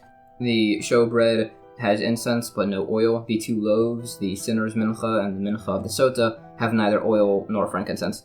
The Gemara says, whenever the Mishnah goes through a list of mincha offerings like this, where it lists 10 variants, it's to exclude the opinion that the oven-baked mincha can be half loaves and half wafers. Anyways, it goes through sources for all of these, going through a number of verses. These are discussed further. New Mishnah. By the sinner and sota's mincha, There's liability for just adding oil or for just adding frankincense. Oil would invalidate the offering. Frankincense can just be removed if it's added, and it could then be offered without it. If oil was placed on the remainder of the minchah, there's no violation. If a vessel with oil was placed on a vessel with the sinner's minchah, it's fine. The Gemara quotes sources. Regarding finely ground frankincense being added to the sinner's minchah, that cannot be removed, so it's debated if this is valid. It tries to suggest proofs from a number of cases, and in the end it concludes that as the ground frankincense can't be removed physically, it's permanently invalidated. Additionally, this minchah offering with improper frankincense can still become invalidated through improper intent, which it discusses. Anyways, if you said oil would invalidate a sinner's minchah, some say this is even a tiny amount of an olive's volume. There's variation on this. It sources the remaining mentioned points from the Mishnah on adding oil to the remainder. New Mishnah. The following types of offerings required being brought to the southwest corner of the altar, but do not have to be waved. These are the soles mincha, the machavas mincha, the marcheshes mincha, the oven-baked loaves and wafers, the mincha of kohanim and for the anointed kohen, the mincha of non-Jewish people, of women, and of the sinner. Others disagree and say the mincha of the kohen and the anointed kohen did not require being brought to the altar, as they didn't require kmitza being removed, and any offering that doesn't require kmitza to be removed doesn't need to be brought to the altar. The Gemara says, again, whenever the Mishnah goes through a list of mincha offerings and it lists 10, it's to exclude the opinion that the oven-baked mincha can be half loaves and half wafers. Anyways, sources for all these are listed, making comparisons between different sorts and variants. These are discussed. New Mishnah. The following offerings are waved and aren't first brought to the southwest corner of the altar. The oil of the Mitzorah leper, his asham offering, the Bikurim tithe, according to one opinion, the sacrificial parts of the individual's shlamim offering for men and for women and for Jewish people, but not others, which will be explained. Also the 2 loaves and lambs of the Shavuos offering, where the loaves are placed on top of the lambs, and the Kohen lifts them all, extending them outwards, which is how waving was done. He brings them in, he raises them, and then he lowers them. Waving was done at the east of the altar, and bringing offerings near first was done by the west side. Waving was done first between those. Some offerings were both waved and brought near to the altar, the Omer Minchah and the Sotas Minchah. Some had neither of these, the Showbread and the Libation Minchah. Others say there are 3 unique offerings that require between them 3 obligations, but each one of those needs only 2. The personal shlamim needs Semichah, leaning on the offering while it's alive, and waving when it's actually slaughtered. The communal shlamim needs waving while it's alive and while it's slaughtered, but no leaning. The asham of the Mitzorah leper requires leaning and waving while it's alive. The Gemara quotes a number of related verses on this topic. These are discussed further. When it said men and women and only Jewish people have just waving by their offerings, it means that both have waving done by their offerings, but only Jewish males can perform the actual waving. It sources this, and also that converts and emancipated slaves can do this. Additional sources are quoted. Anyways, it argues as to what the waving even represents. Some say that God is in all directions and rules the heaven and earth. Some say it's to pray for good weather. And the same dispute applies as to why we wave the lulav. It further describes the process of these offerings. It additionally expounds on the final listed points about the unique principles regarding those 3 listed types of offerings. New Mishnah. If somebody takes upon himself to bring a machavas mincha offering, he cannot instead then bring a marcheshes type offering. If he takes upon himself to bring a marcheshes type offering, he cannot bring a machavas offering. There's a dispute as to what the difference is between these types of offerings. Some say a marcheshes offering has a cover on it, unlike the machavas.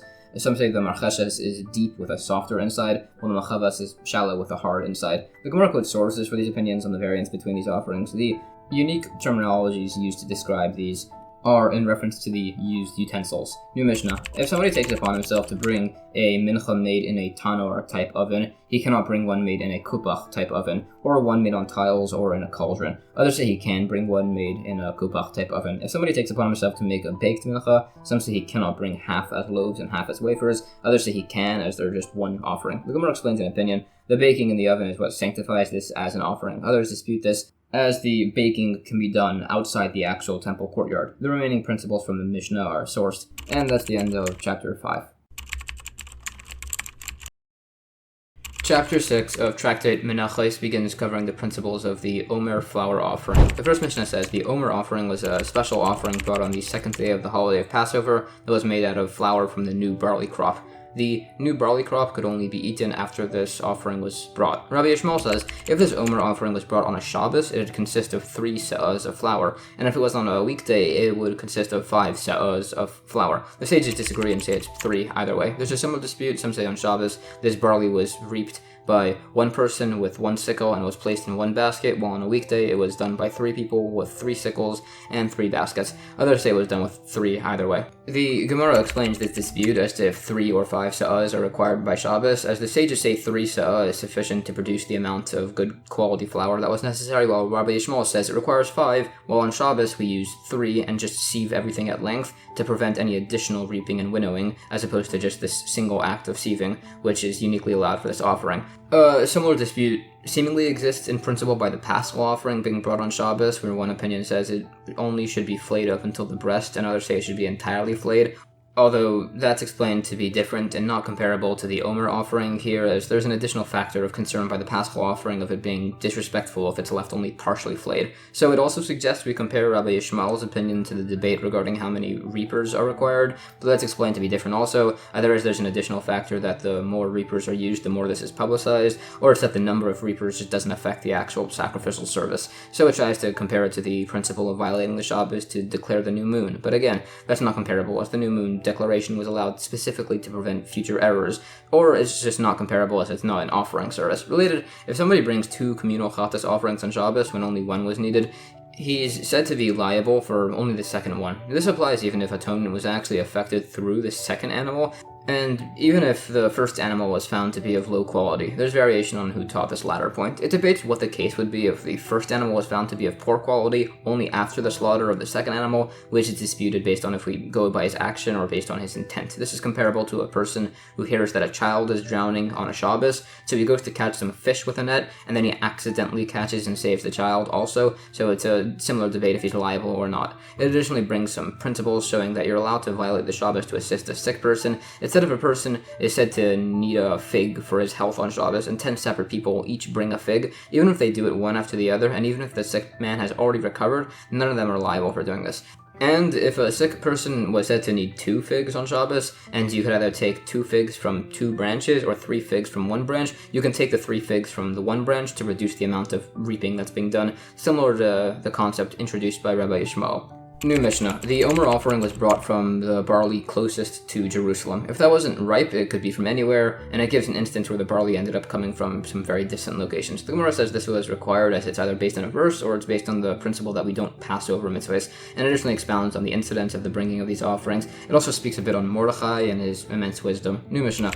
Regarding the Omer offering, people would go to the field on the day before Passover, and they would tie the barley into bundles while they were still attached to the ground, so that way everything would be easier to reap when the day came. Then on Passover, everybody would gather around, and they'd confirm that the sun had set and that they should use this sickle and basket, and if it was a Shabbos, they'd also confirm that they should reap on Shabbos.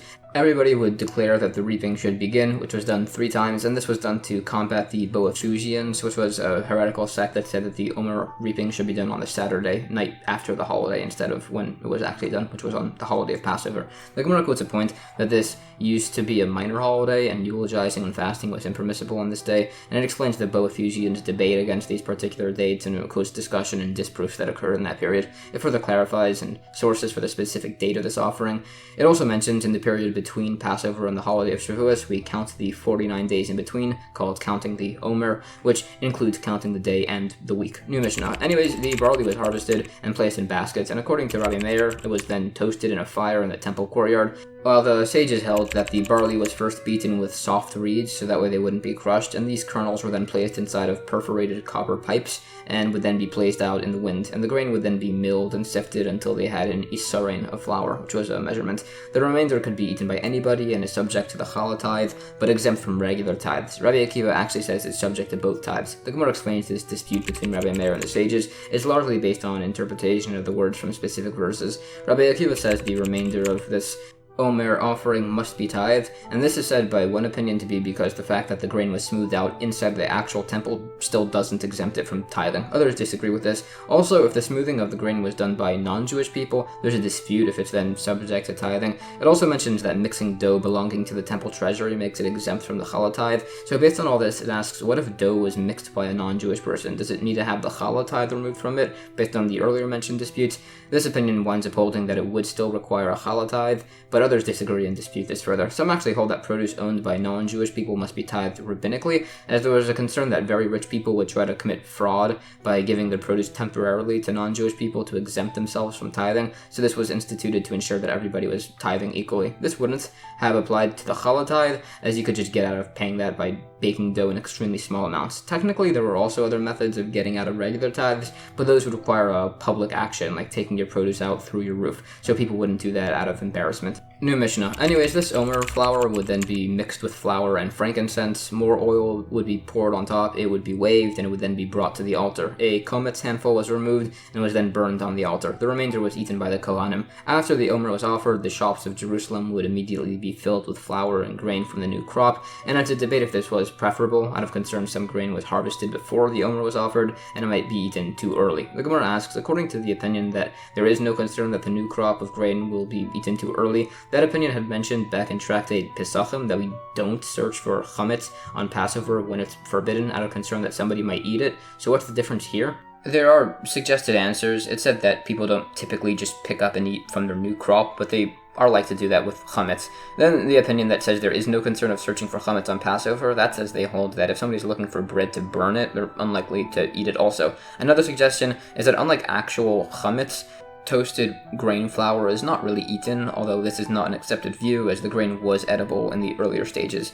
New Mishnah. After the Omer offering is brought, the crop becomes permitted. People who are far away from Jerusalem, who don't know when the Omer is offered, can start eating of the new crop from midday, as they can assume the court didn't allow any procrastination. After the destruction of the temple, when the Omer stopped being offered, it was instituted that the new crop should not be eaten in the entirety of this day, the 16th of the month of Nisan. The Gemara says an opinion. When the temple stands, it's the offering of the Omer that allows the new crop to be eaten. When the temple doesn't stand, it's the sunrise on the 16th of Nisan that makes the crop permissible, which is based on a verse. Others disagree and say that it's the sunrise that does this even when the temple stands, and waiting until after the Omer is brought is just a mitzvah. That's disputed further. It quotes our Mishnah, which said it was instituted that the new crop is just prohibited across the whole day, which was done as if people become accustomed to eating of the new crop at sunrise, and then Mashiach comes and the temple is rebuilt the next year, people might accidentally continue to eat this new crop too early. So seemingly this implies that waiting until after the actual Omer is brought is an actual full prohibition, not just a mitzvah. So some explain that this was only a rabbinic decree, others disagree, and there are a few differing opinions on the practice as to when exactly the new crop was to be eaten from. Some were stringent and waited until the end of the 17th of the month of Nisan. New Mishnah. The Omer offering would make the new grain crop permissible outside of the temple, while the two loaves offering would make the produce permissible inside the temple. Meaning, bringing Minchah offerings, Bikurim tithes, or otherwise before the Omer is brought would be totally invalid. And they're also not allowed to be brought before the two loaves offering, but if one did so anyways, they're still valid. The Gemara mentions that there was a debate on this, and it was said that the prohibitions of the Minchah being brought before the new crop and before the two loaves are not comparable, as it's before and after the permissibility to use the new crop for the general person.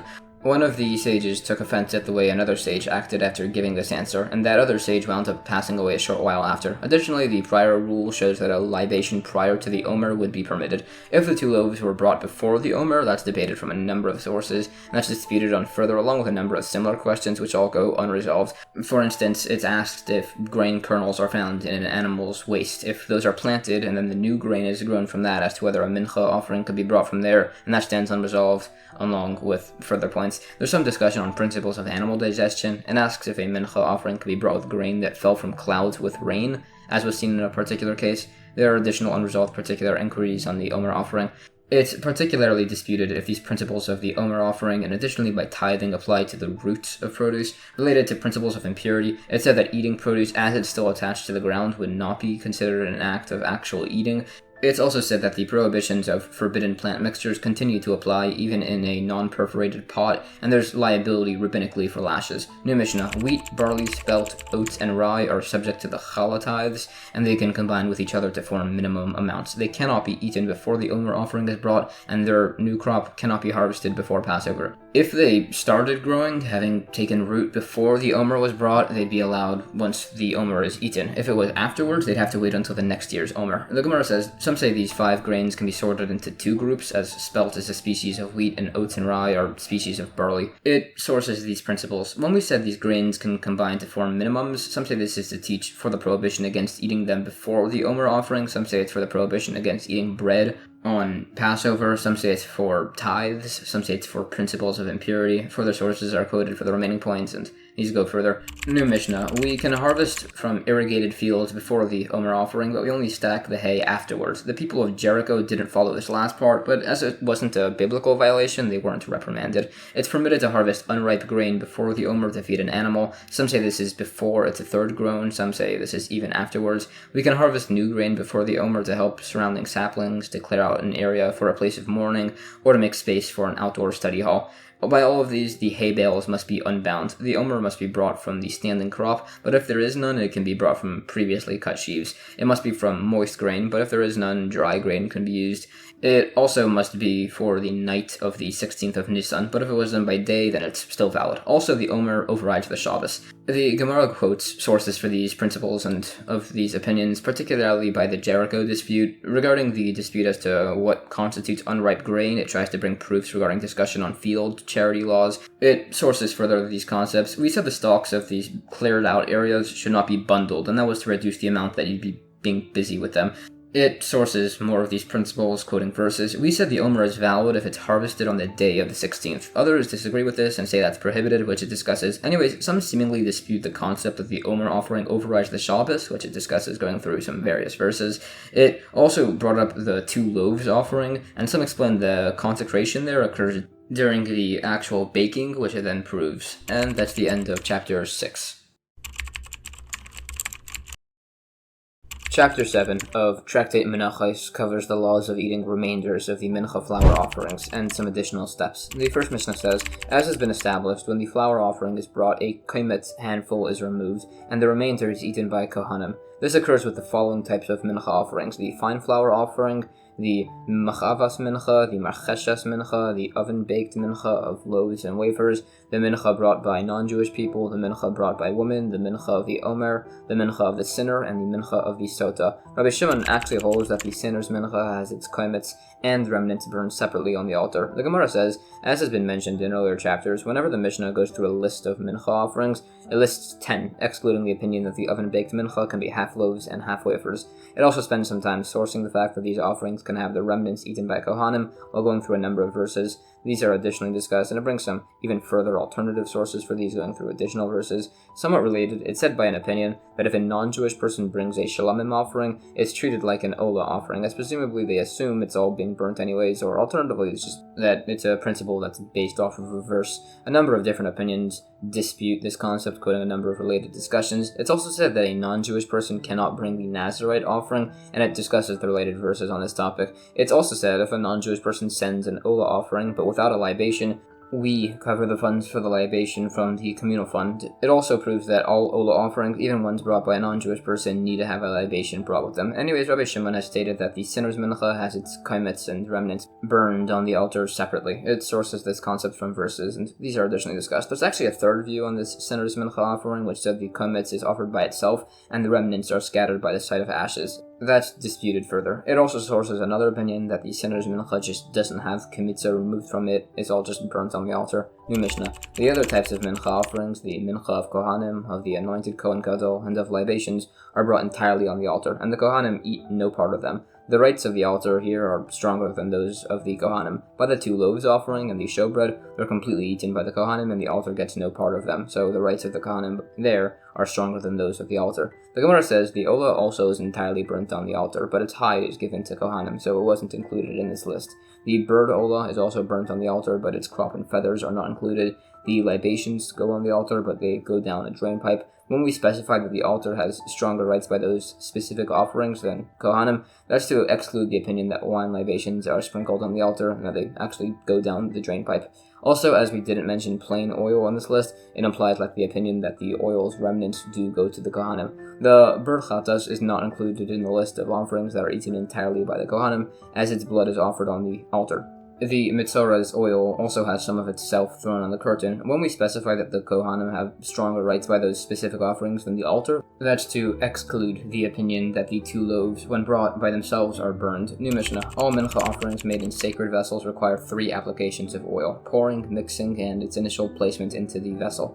There's a dispute as to the order. Some say the oil is mixed with the offering after they're already made into loaves. Others say it's mixed with the actual flour. The baked oven loaves are mixed with oil, while the wafers are smeared with oil, in the shape of a certain Greek letter, possibly like a U shape. The rest of the oil was eaten by the Kohanim. The Gemara says, when we specify this applies to Minchah offerings prepared in vessels, that was to exclude those baked in an oven. It spent some time going through verses to source all of the different variants of the oil service and the remaining points. New Mishnah. All Minchah offerings made in service vessels must be broken into pieces. The Gemara says this excludes the 2 loaves and the Showbread offerings. Sources are quoted. New Mishnah. The Minchah offering of ordinary people was broken up by folding the loaf into 2 and then into 4 pieces, and they're then separated into 4 separate quarters. The Minchah of a Kohen was folded into and then into 4, but it wasn't separated. The Minchah of the anointed Kohen Gadol was not folded. Rabbi Shimon disagrees, and he says the Minchah of Kohanim and the Kohen Gadol are not actually broken into pieces, as they don't require kmitza, and if an offering doesn't require kmitza, it's not broken into pieces, like so. Instead, he holds that they must be broken into pieces the size of an olive. The Gemara quotes sources for these points. Related, when saying a blessing on food that contains bread, if it contains bits of bread the size of the volume of an olive, you'd say the blessing on bread, which is sourced from the discussion in our Mishnah. Others say that this would apply even if the bread bits were smaller than this, and in the end it rules that if the bread is smaller, if the pieces still look like bread, the bread blessing, hametzi, is stated. New Mishnah. All Minchah offerings must be kneaded through rubbing 300 times and pounding 500 times. Some say this applies to the wheat, some say to the dough. The Gemara says it was rubbed once, pounded twice, and then rubbed twice, and then pounded 3 times, etc., until it reached the requisite amount. It's unresolved if rubbing the dough back and forth constitutes 1 or 2 rubbings. The opinion which said that this refers to the dough means he says it should only be done with the dough and not with the actual grain. It sources the remaining listed principles. It's argued as to how many groups of loaves these offerings were brought in, 12s or 10s, depending on the opinion, based on which types of offering you derive this from. These are discussed. New Mishnah. The Omer offering had 1 isarin measure of fine flour sifted from 3 se'ahs. The 2 loaves had 2 isarin sifted from 3 se'ahs. The showbread had 24 isarin sifted from 24 se'ahs. The Gemara says the Omer required 3 se'ahs to be sifted down, as it's from the new crop and it's barley, so it's more difficult to get that amount of good quality flour. The 2 loaves are from the new crop, but from wheat, so they can viably make 2 isarin. The showbread comes from the old crop and it's wheat, so its ratios are, as described, equal. If the amount of isarin of flour required by any mincha increased or decreased, it's invalid, and if the amount of se'ah that was being sifted increased or decreased, that would be valid. New Mishnah. The Omer offering was sifted with 13 sieves, the 2 loaves were sifted with 12 sieves, the showbread was sifted with 11 sieves. Others disagree and say that there was no set amount of sieves, and you could bring as much pre-sifted flour as you want. The Gemara says the sifting occurred in layers of fine, then coarse, then fine, then coarse sieves. It sources the opinion that there was no set amount of sieves, and that pre-sifted flour could be used with wheat in order to save expenses. And that's the end of chapter 7. Chapter 8 of Tractate Menachos covers some laws of the Todah offering. The first Mishnah says the Todah offering was an animal offering that was brought with a whole bunch of bread loaves, 10 proper loaves and 30 unleavened matzahs. The breads of the Todah offering come from 5 Jerusalem se'ahs of flour, which is the equivalent of 6 wilderness se'ahs, which was 2 variants of measurements, which is also the equivalent of 2 ephahs, which is also the equivalent of 20 isarin, 10 of which went to the loaves and 10 of which went to the matzah. So as there were 10 loaves, it would end up being an isarin per loaf, but there were 3 variants of matzahs, so 30, so it was 3 matzahs per isarin of flour. Another method of calculation, the Jerusalem measure of 5 se'ahs was the equivalent of 30 kav, so 15 for loaves and 15 for matzah. This would mean a kav and a half were used per loaf and a kav for every 2 matzahs. The Gemara brings the verse which shows that the ephah had 3 se'ah measures, which it sources even further. Related to this, it said that we cannot increase the measure by more than a sixth, and we also cannot increase the weights of coins by more than a sixth, and when selling things you cannot profit more than a sixth. This principle is based on a verse. New Mishnah. By the Todah offering there were the loaves and the 3 types of matzahs. The Kohen would take 10 from each of these 4 types as a teruma tithe from unbroken loaves, which it sources. The owner gets to eat the remainder. The Gemara additionally expounds on the verses for these principles, going through them at length. There are some conflicting sources on the amount of flour used per loaf, which are discussed. It also disputes what type of teruma tithe exactly this is, being taken from the Todah loaves. In fact, it's asked if a non-Kohen impermissibly eats these tithe loaves, as these are compared in scripture to the terumas ma'aser tithes. Do they have the same punishments for eating them, and can their minimums combine? That goes unresolved. Further sources are considered. New Mishnah. The inauguration offering of Aaron also had loaves, and they were brought like the matzah portion of the Todah offering, with 3 types. The Nazarite offering has the matzah, but only 2 types, meaning the Nazarite loaves were made out of 10 Jerusalem type kavin of flour, which was 6 2/3 isarin equivalent. The Gemara brings sources, and also for the different types of these matzah offerings. When the Kohen Gadol is anointed, it said he needs 2/10 of an ephah of the last variant of matzah offerings, one for his anointment and one for his initiation. If he had never performed the service as a regular Kohen, he'd actually bring 3 of these. It also brings sources that describe this proper method of the Nazarite offering. New Mishnah. If somebody slaughters a Todah offering while its breads are outside of the temple courtyard, the bread would not be sanctified. If the animal was slaughtered before the bread finished baking in the oven, or even if one of these breads isn't finished, the breads aren't sanctified. The Gemara quotes a debate as to what it means that these loaves are outside of the courtyard. Some say it means that they're all the way outside of Jerusalem, others say it just means that they're outside of the actual temple courtyard, based on if proximity would be sufficient. There's a similar dispute as to how far chametz, leavened bread, needs to be from the slaughtered paschal offering. Both of these had to be mentioned, as chametz itself is prohibited, and by the Todah breads you could consider proximity to be a factor based on a verse, so I needed to bring both of these to show that the opinions maintain themselves by each. It sources the remaining principles. It said that on Passover you could sufficiently eat matzah that was partially baked, or if it was made in a pan. Partially baked matzah is if you can pull the pieces apart without dough stretching between the pieces, and it said that the Todah loaves are permissible if they're in this similar manner.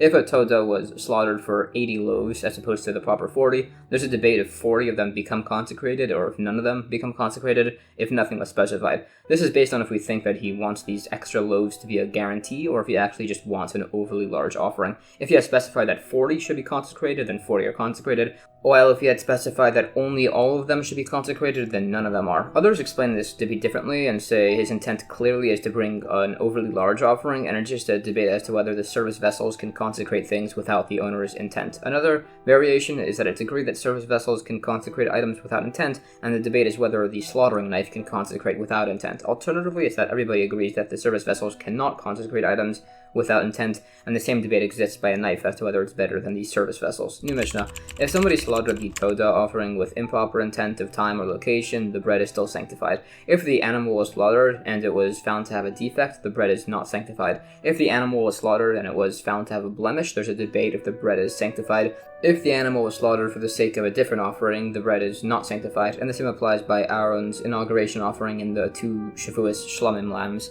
The Gemara explained who this is in accordance with based on individually held opinions. The opinion essentially holds that by the Todah offering, if the animal's invalidation existed before the animal was slaughtered, the bread would not be sanctified, and if it was invalidated after the slaughter, then the bread would be sanctified. Others dispute this principle, and it discusses these further. By the animal's blemish, some say this is not a case where the invalidation preceded the slaughter, as it could be a cataract specifically, in accordance with the opinion that an animal with that blemish could be left on the altar. Others disagree and say that while it would be allowed to be left on the altar, it would not be able to sanctify the bread. A related dispute: if a chatas offering was slaughtered with improper intent of time, if it was brought on the altar, it should just be left there. But if it had improper intent of location, there's an argument if that's comparable to improper intent of time, based on whether it could then be left on the altar. It's disputed as to who we hold like. The mission ended by giving the example of Aaron's inaugural offering as opposed to the more common Nazarite offering, as the former was the original, as it was the first type of offering ever brought. New Mishnah. Regarding libations that were consecrated in a service vessel and then their offering was found to be invalid, if there is a different offering that needs a libation, they should just shift the libation over to that one instead. If the libation is left overnight, it's invalid. The Gemara says libations are sanctified by the slaughter of the accompanying animal, which it sources. Others disagree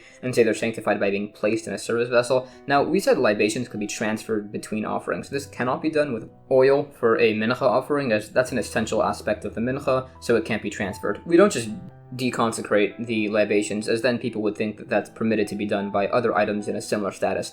This concern doesn't exist by switching the offering of a libation, as people will think that that was its original intended use, as those offerings were slaughtered at the exact same time. This notion that the court can just make sanctity of an offering conditional wouldn't apply by the Talmud offering, as those uniquely can be resolved by being left to graze until they develop a blemish. New Mishnah. Regarding the offspring of a Todah offering or its substitution, or if a Todah was lost, a replacement was then made and the original was found, this additional Todah doesn't require bread to be brought with it, which is based on a verse. The Gemara additionally expounds on this source. Some say these surplus Todah offerings would require bread if they're brought before the owner was atoned. That's disputed.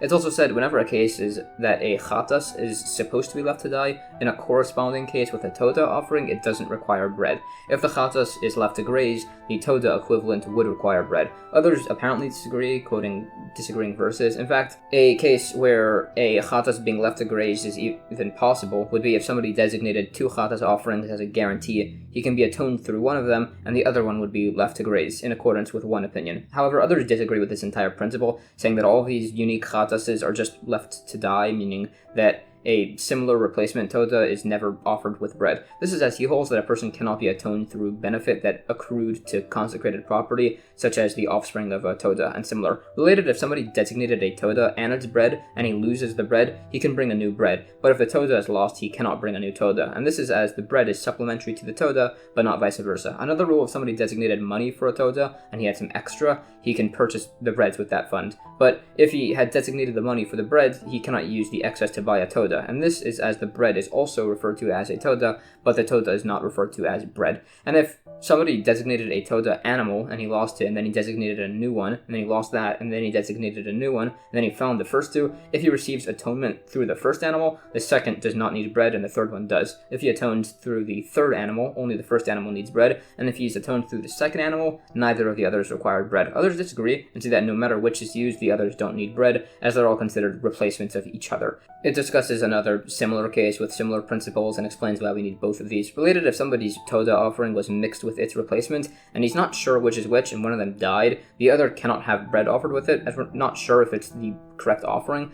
And this is where he didn't take a vow to bring this Todah, as otherwise he could just designate a new animal as a guarantee for its original. So it's disputed as to what to do in this case. There are a number of options that are suggested and rejected. There are about 8 of these, but all are left inconclusive for various individual reasons. And it said that there's just no method to offer the surviving Todah animal. New Mishnah. If somebody says that it's incumbent upon himself, meaning he's taking a vow to bring a Todah offering, he should bring a Todah and unconsecrated regular bread with it. If somebody said that he's bringing an unconsecrated Todah and bread from Ma'aser Sheni tithes, both the Todah and the bread should be unconsecrated. If he said he's bringing a Todah from Ma'aser Sheni and unconsecrated breads, he should do as such. If he said he's bringing the Todah and the bread from Ma'aser Sheni tithes, he should do so, but the bread should be Ma'aser Sheni tithes from money, not from actual wheat. The Gemara says if a man vows to bring Todah breads, he must bring the Todah and its breads, as presumably he knows the two must be brought together, and he's just speaking here in an abbreviated manner. It tries to dispute this from other discussions, but it's unsuccessful. Related, if somebody vows to bring a Todah without breads, he must then bring a Todah with breads, or at least libations. The reason this vow isn't just annulled by the sages is either we say the first expression that he said in this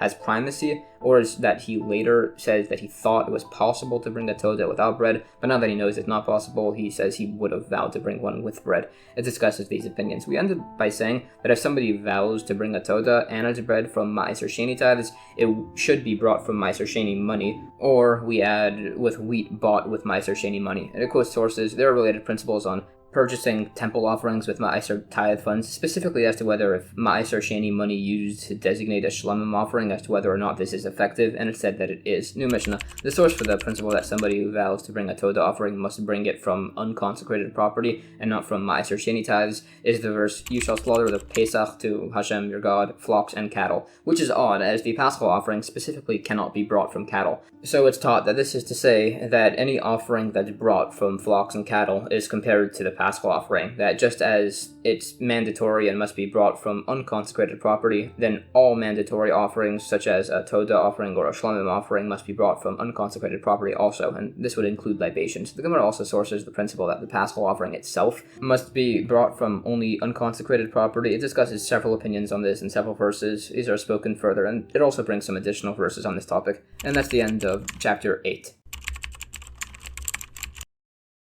Chapter 9 of Tractate Menachos covers the particular types of grains, oils, and wines that were used for Minchah flour offerings. The first Mishnah says, the grain for both private and communal flour offerings can come from inside or outside of Israel, and from the new or the old crop, besides for the Omer and the 2 Loaves offerings, which must come from the new crop and from Israel specifically. All of them come from the best quality flour, which is specifically from the regions of Machnes and Semichah. Second to those would be flour from the valley of Ephraim, and technically the flour could be brought from anywhere, but this is where it was done from. The Gemara says others actually disagree, and say an Omer and 2 Loaves offering from the old crop would actually be valid, they just don't fulfill the mitzvah. I quote the verses for this. They do agree. The flour for these must be made of grain from Israel, although apparently still others dispute this and say that it can even be brought from elsewhere. It's said that the Omer can be brought from the sabbatical year barley. This is as fresh grain must be used, and it disputes the source for this. This is discussed further going through many verses and a number of principles on bikurim tads and unique circumstances where they wouldn't be brought, such as if it was crops from a cave roof, a cultivated ruin, or a perforated flower pot specifically, or plants that were grown in a wooden boat. It discusses the better quality produce of the region of Ephraim. New Mishnah. For Minchah offerings, we don't use grain from fertilized fields, or from irrigated fields, or from tree fields, although if one did so, then the offering would be valid after the fact. The proper grain production method for flour offerings was to just plow the ground for a year, then to sow the field in the second year, and then 70 days before Passover it'll produce good quality flour. The flour was checked by the temple treasurer, who would check for dust. If there was, he'd keep checking, and if it was wormy, it'd be totally invalid. The Gemara additionally spent some time describing this unique plowing method to get better quality flour. It said that the Omer offering is brought from the southern fields of Israel, as the sun sets and shines on them. That's sourced. It said that if fine flour or wheat kernels become majority wormy, they're invalid. It's unresolved if that's majority of the wheat kernel, or also of the measurement. Also, if somebody consecrated wormy wheat kernels, it's unresolved if he received lashes based on whether this is comparable to consecrating a blemished offering. It's also said that wormy, moist wood cannot be brought on the altar pyre. Dry wood can have the bad sections scraped off. If somebody consecrated wormy wood, it's also unresolved if there's lashes based on if it's compared to consecrating a blemished offering. New Mishnah. The oil of tekoa was the best quality, so it was used for Minchah offerings. Then went oil from Regev in Transjordan. It could have been brought from anywhere, but this was what was done. Oil is not brought from fertilized or irrigated fields, nor from fields with seeds sown between olive trees. If this was done, it is valid after the fact. There are certain types of oil which could be used only after the fact, namely anpikanon oil, which will be described, and others which can't be used at all, like soaked olive berries or pickled or boiled olives. The Gemara brings some related discussion on these regional, higher quality oils. There's some discussion as to what this anpikanon oil exactly is. Some say it's oil which is a third unripe, and it was used as a depilatory typically, along with pickled or boiled olives being prohibited. So is olive sediment or olives that smell poorly. If somebody consecrated disqualified oil, it's also unresolved if there's lashes based on if that's compared to consecrating a blemished offering.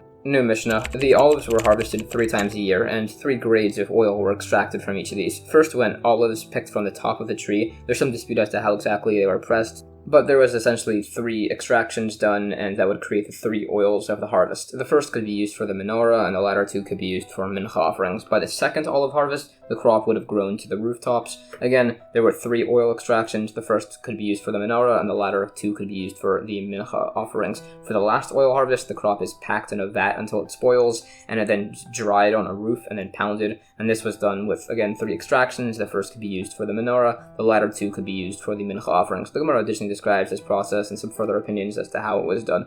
New Mishnah. The first oil of the first harvest had the highest quality. The second oil of the first harvest and the first oil of the second harvest were equal. The third oil of the first, the second oil of the second, and the first oil of the third were equal. The third oil of the second and the second oil of the third were equal, and the third oil of the last harvest was the lowest quality.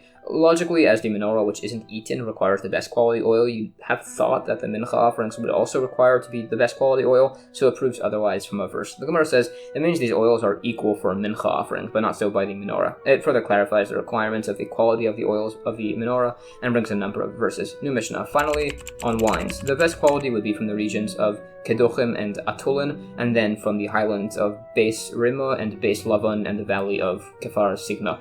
Anywhere is valid, but that's what was done. One couldn't be from fertilized or irrigated fields or a field where seeds were sown between the vines, but if this was done, it's valid after the fact. Wine from grapes that were hung in the sun is only valid after the fact. It's a debate if old wine could be used. We don't use sweet wine or smoked or cooked wine, and if they're used, it's invalid. We only use grapes from vines that trail on the ground and from cultivated vineyards.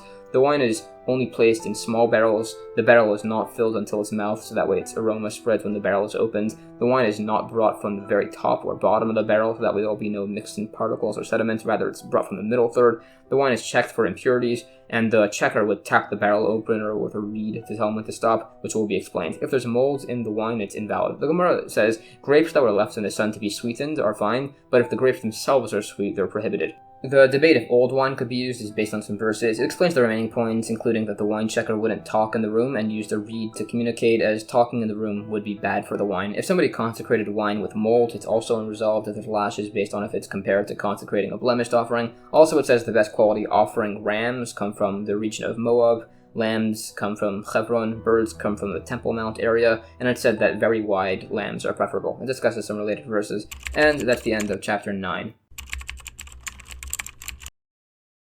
Chapter 10 of Tractate Menachos covers the measurements and measurement vessels of the Minchah flour offerings and the laws of libations. The first Mishnah says, there were two types of measures for dry substances in the temple, the isarin and the half isarin, which were measurements used in those times. Rabbi Omer actually says there were two types of isarin measures and a half isarin. The isarin measure would be for the flour of Minchah offerings, so for offerings that required 3 or 2 isarin, they just would have used that multiple times. The half isarin measure was for the Kohen Gadol's daily offering, as half was brought in the morning and half was brought in the afternoon. The Gemara says Rabbi Meir held there were actually two variants of the isarin measure. One was for leveled flour, and one smaller one was for heaped flour. The smaller heaped one would be for regular Minchah offerings, and the larger one would be used for the Kohen Gadol's Minchah. It explains how both opinions source these principles. To clarify, the Kohen Gadol's measure was a full isarin and was divided out as such, but was then divided into halves with the smaller measure.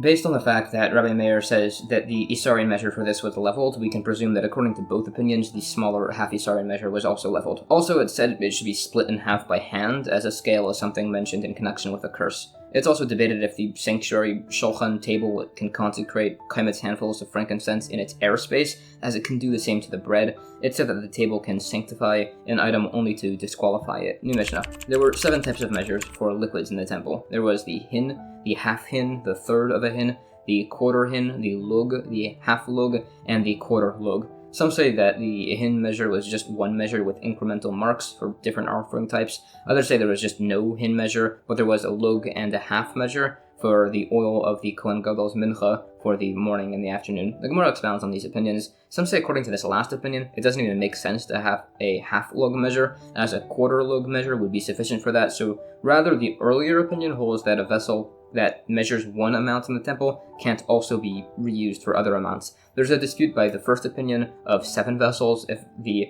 over brim of each of these is sanctified. The dispute if the hin measure existed is as it was made for the anointing oil. So some say that that wasn't needed for any future use, so Moshe hid it away. The opinion that said that there is one hin vessel with incremental markings, he either just doesn't have the tradition that there were 7 measures in the temple, or he just takes that to mean that there were 7 measurements taken in the temple. New Mishnah. The quarter log measure was for the waters of the Mitzvah leper and for the oil of a Nazir who's completed his term. The half log measure was for the water of the Sota and the oil for the Todah loaves. The log measure was for the oil of Minchah offerings. Some say every Minchah had oil directly proportionate to the amount of flour used. Others say that no matter the amount of flour used, it's always only 1 log of oil. The half hin measure was for the mincha and libation of the bull offering. The third of a hin measure was used for the mincha and libation of the ram offering. The quarter hin measure was used for the mincha and libation that comes with a lamb offering. 3.5 lugin of olive oil were used for the menorah, so that's a half a lug for each lamp. The Gemara says the quarter lug measure was anointed not for the temple service, as that was done outside of the temple, or for the Nazir's bread, which was sanctified with its ram.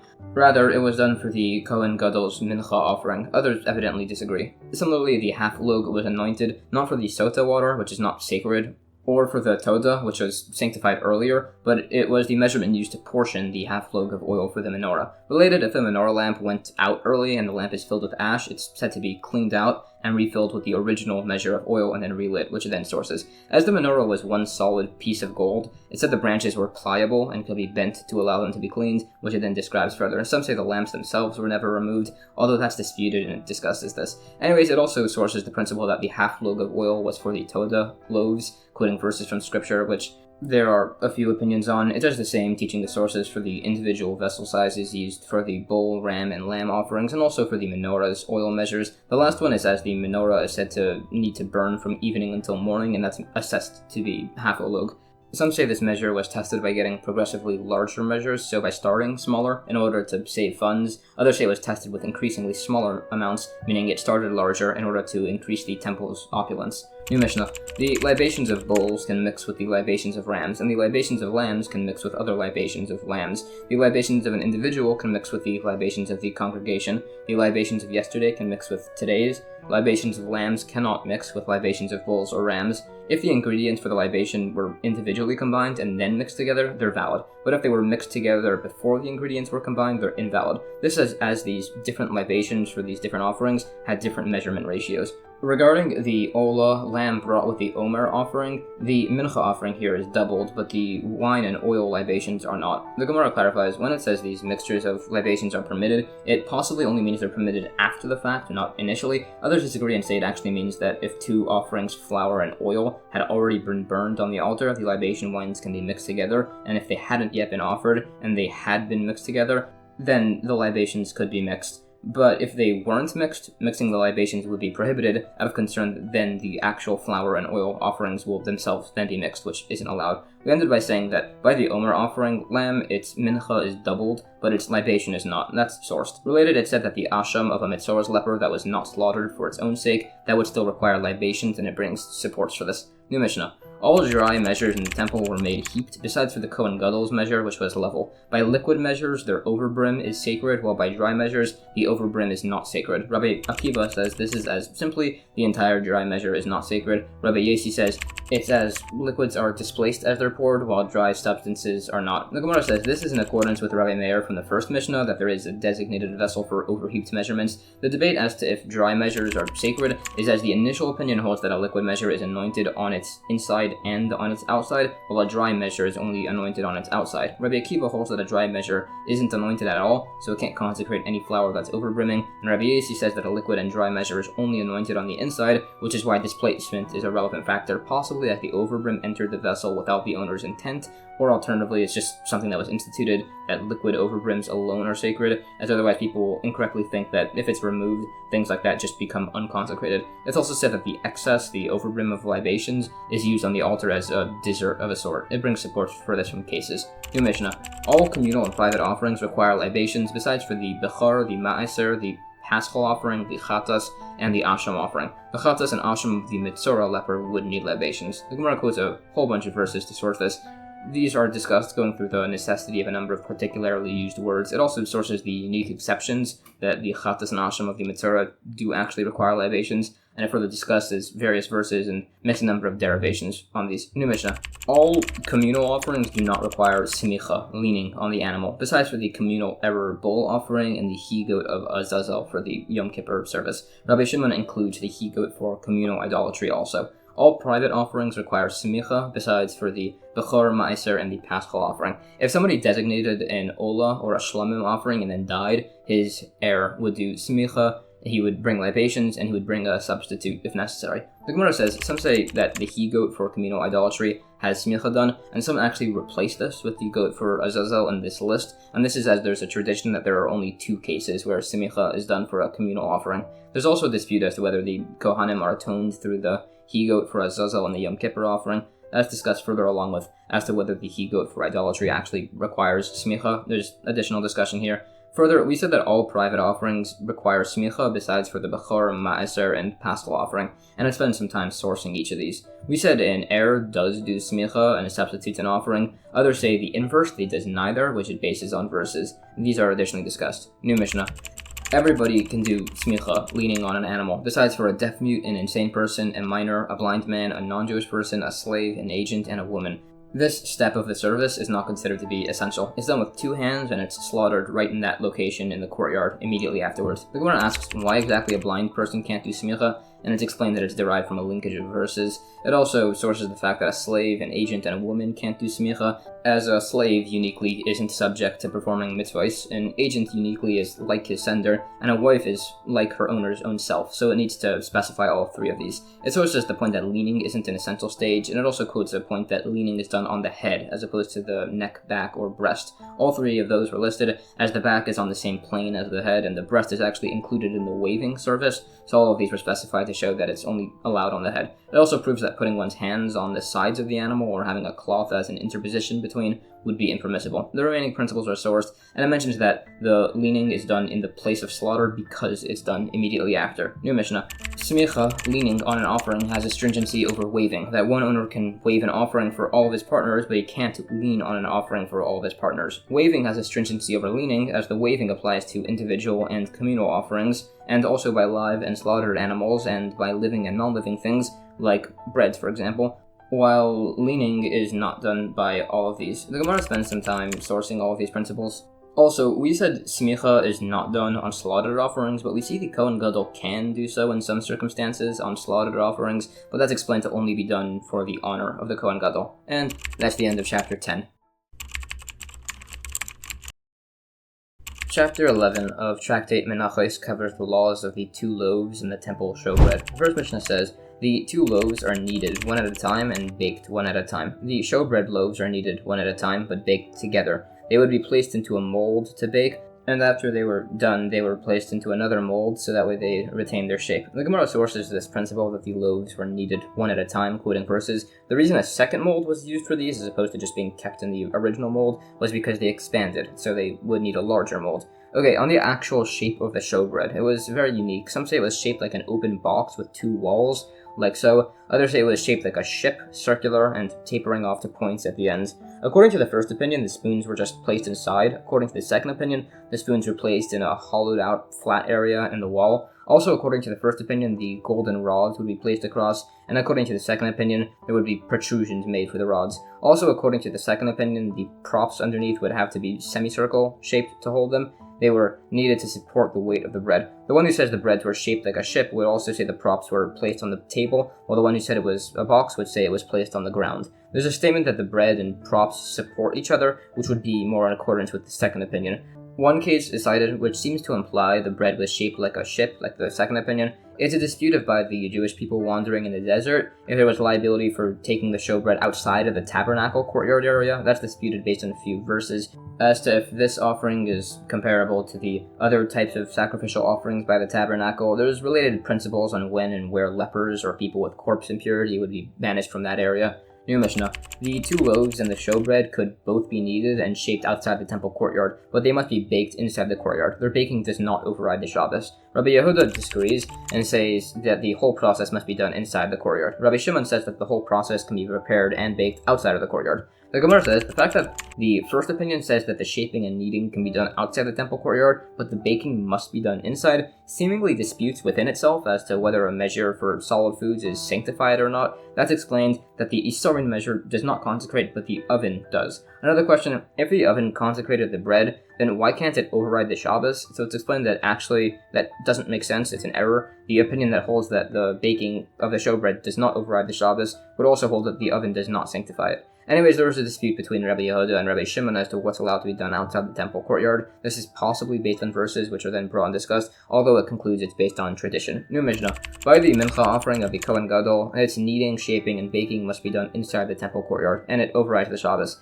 The grinding and sifting of its flour does not override the Shabbos. This is as Rabbi Akiva ruled, that any work that can be done before Shabbos does not override the Shabbos, but if it must be done on the Shabbos, then it would. By all other Minchah offerings, their kneading and shaping must be done in a vessel in the temple courtyard, and the procedures cannot be done outside. Some measurements by the 2 loaves, they were 7 by 4 handbreadths, and their sides extended upwards 4 finger breadths, like this. The showbread was 10 by 5 handbreadths, and their sides extended up 7 finger breadths. It's said that the showbread was called the lechem hapanim, the bread of faces, as it had many surfaces. Rabbi Yehuda says the shulchan, the table, was 10 by 5 handbreadths. The showbread was also 10 by 5 handbreadths, but it was placed sideways, with the longer length across the table's shorter width, and it was then folded upwards on both sides, like so 2.5 handbreadths less on either side. Rabbi Meir disagrees. He says the table was 12 by 6 handbreadths, while the panim bread was 10 by 5. It's then placed on sideways, but with 2 handbreadths on either side folded up, which would leave a space in the middle for air to flow through.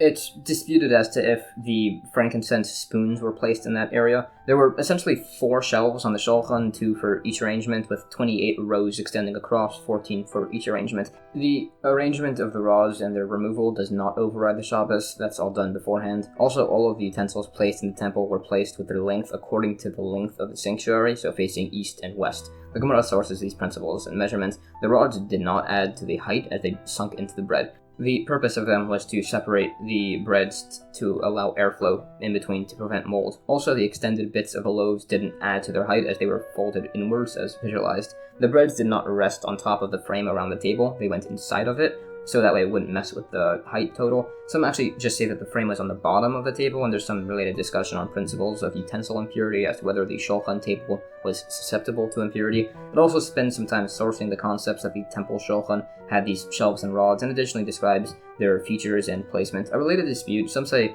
all cubit measurements in the temple had the cubit measurement of 6 handbreadths, while the golden indoor altar had cubit measurements of 5 handbreadths. Others say it was the utensils that used the 5 handbreadth cubit measurement. They dispute the sources for this, and additionally on the measurements of the indoor golden altar based on a whole bunch of verses and related discussions across the Gemara regarding the point where the red line was drawn and similar. It also spends some time describing the measurements of the outdoor altar, although this will be described more in a later tractate, Tractate Menachos. It also sources the principle that there could be differing cubit measurements. Somewhat related, it mentions that the east gate of the temple had an image of the capital city of Persia engraved into it. Some say to remind people of their prior exiles in that region, others say it's to make people have respect of the Persian royalty, and it also says that one should always have great respect for royalty.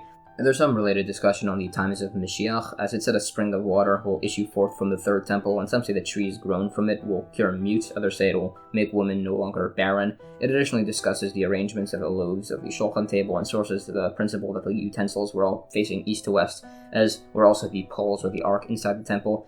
It spends some time describing all of the tables and menorahs that King Solomon made for the temple, and additionally where they were all placed, in which direction they were facing, which was said to be on this east to west axis. There's some dispute as to how the menorah was placed and how the tables were placed in relationship to one another. It additionally describes this arrangement along with some sources. Some related teachings, it said that there are times when stopping to study Torah itself is a good thing, like to accompany a bride to her wedding and related. It's also said that if a Torah scholar sins, it's wrong to publicly shame him. And also if somebody causes even a word of his Torah study to be forgotten, that's transgressing a prohibition. Some say it's 2 prohibitions, some say it's actually 3. This is if the forgetting was intentional due to acts of laziness, and it was within his grasp for this to not occur. Related, it said that the Torah was given in 40 days, and that the soul was created in 40 days, which shows that if somebody safeguards the Torah, his soul will be safeguarded. New Mishnah. There were 2 tables within the temple antechamber by the doorway of the temple, one of marble and one of gold. The Kohanim would place the showbread on the marble one when entering, and on the gold one when leaving, as we never descend in sacred matters.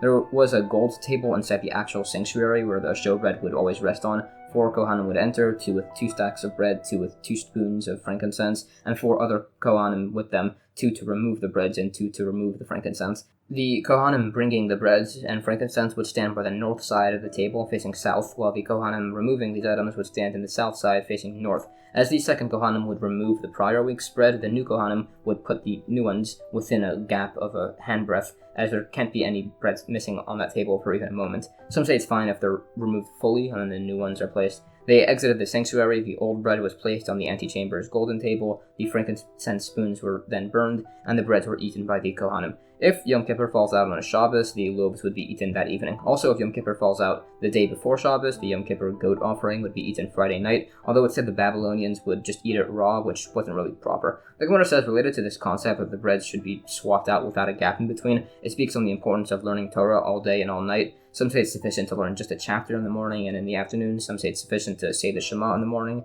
and in the afternoon. That's discussed further, and it explains the great reward for learning and studying Torah, and the penalty for not doing so. When it said the Babylonians ate the Yom Kippur goat raw, that actually meant the people of Alexandria in Egypt, but the people writing this just called them Babylonians because they did not think very much of the Jewish people of Babylonia. New Mishnah. If somebody impermissibly arranged the showbread on Shabbos and the frankincense the day after, and then burnt the frankincense the next Shabbos, the loaves are invalid, so there would be no liability for improper intent, for leftovers, or impurity. If somebody arranged the loaves and frankincense on Shabbos and then burned the frankincense the next day on Sunday, again, the breads are invalid, but there's no liability for improper intent, leftovers, or impurity. If somebody arranged the loaves and frankincense on Sunday, the bread would be invalid. Instead, they should be left until the coming Shabbos, as it's fine if they're left out there for a while. The Gemara mentions some principles of the temple service, which is that the morning offering has to be offered at dawn, so they'd check and declare if the eastern sky had lit up sufficiently. If the morning offering was brought too early, it would be invalid, and it would be taken to the place of burning. Essentially, this establishes that a daytime offering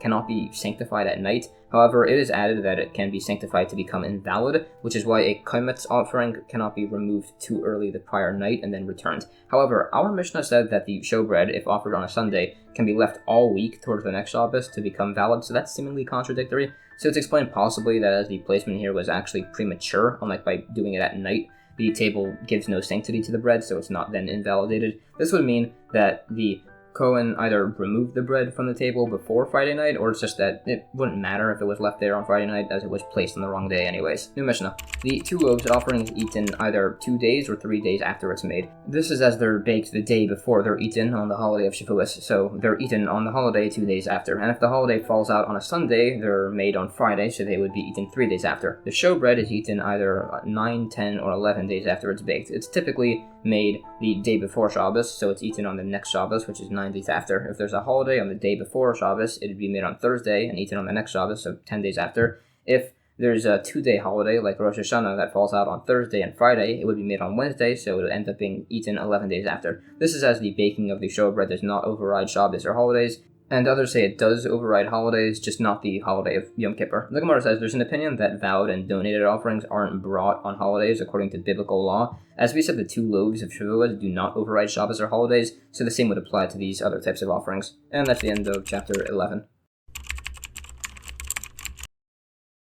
Chapter 12 of Tractate Menachos covers some additional laws on the types of temple offerings. The first Mishnah says, if Minchah offerings or libations become impure, if this happens before they're sanctified in a service vessel, they must be redeemed, which means they're deconsecrated onto money, which is then used to purchase new offerings. If they become impure after they were sanctified in a service vessel, they cannot be redeemed. Burnt offerings, wood for the altar, frankincense, and service vessels, once they become impure, they cannot be redeemed, as that concept only applies to animal offerings. The Gemara says, in spite of the specification of discussing offerings that become impure, it said that these can still be redeemed even if they just weren't impure in the first place, meaning they can be redeemed while they're in an actual pure state. The case with the sanctified vessel while the offering was impure was specified, as otherwise you might have incorrectly thought that an impure offering has the status of a blemished offering, which is based on a verse. It sources the principle that a blemished offering is referred to as impure. Others disagree with the concept that non-impure offerings before being sanctified in a service vessel can be redeemed, saying that's incorrect, as we see wood, frankincense, and otherwise are treated as pure, but they still cannot be redeemed. So it's responded that perhaps the reason the wood, frankincense, and service vessels cannot be redeemed isn't because they're pure, it's because they're uncommon and difficult to replace. This is why blemished animals cannot be redeemed, as blemishes, such as cataracts, are also common. There are still quite a few other opinions. Some say pure offerings can actually be redeemed, others say they can't. It's a dispute. This is additionally debated from various sources on related principles of food impurities. Some say that a minchah offering brought with improper intent is not subject to food impurities, although that's debated. Some say it should be treated as if it was permissible for just a moment, as it could have been redeemed before it was placed in a service vessel, based on a comparison to the red heifer offering, but it's explained the two are just not comparable, as the red heifer is actually meant to be redeemed if there's a nicer one, unlike these minchah offerings. It further disputes this comparison. Now, it essentially rules by a red heifer offering that whatever can be redeemed can be considered as if it is redeemed, meaning a consecrated item that could have been permitted through being redeemed is considered to have been viable for a moment. An example of this would be if it could have been permitted by having its blood thrown, meaning this opinion would say that a pigol offering does not have food impurity only if the blood could never have been thrown. Others even dispute the necessity for this last bit, disputing the concept that if the blood could be thrown, it's considered as if it is, by the laws of food impurity. They do concede that it could apply by the laws of Me'ilah, the prohibitions against benefiting from temple property. That's spoken on further. It also brings up the very similar concept that whatever stands to be thrown on the altar can be considered as if it was, and although a food in this case should be considered like ash, essentially, as it's something holy, it can still become impure biblically, unlike by the leftovers of the red heifer, which convey impurity rabbinically. New Mishnah. If somebody vowed to bring a machavas type mincha, which is in a specific type of vessel, and then brought a marcheshes type mincha, or vice versa, it's valid, but he hasn't fulfilled his obligation.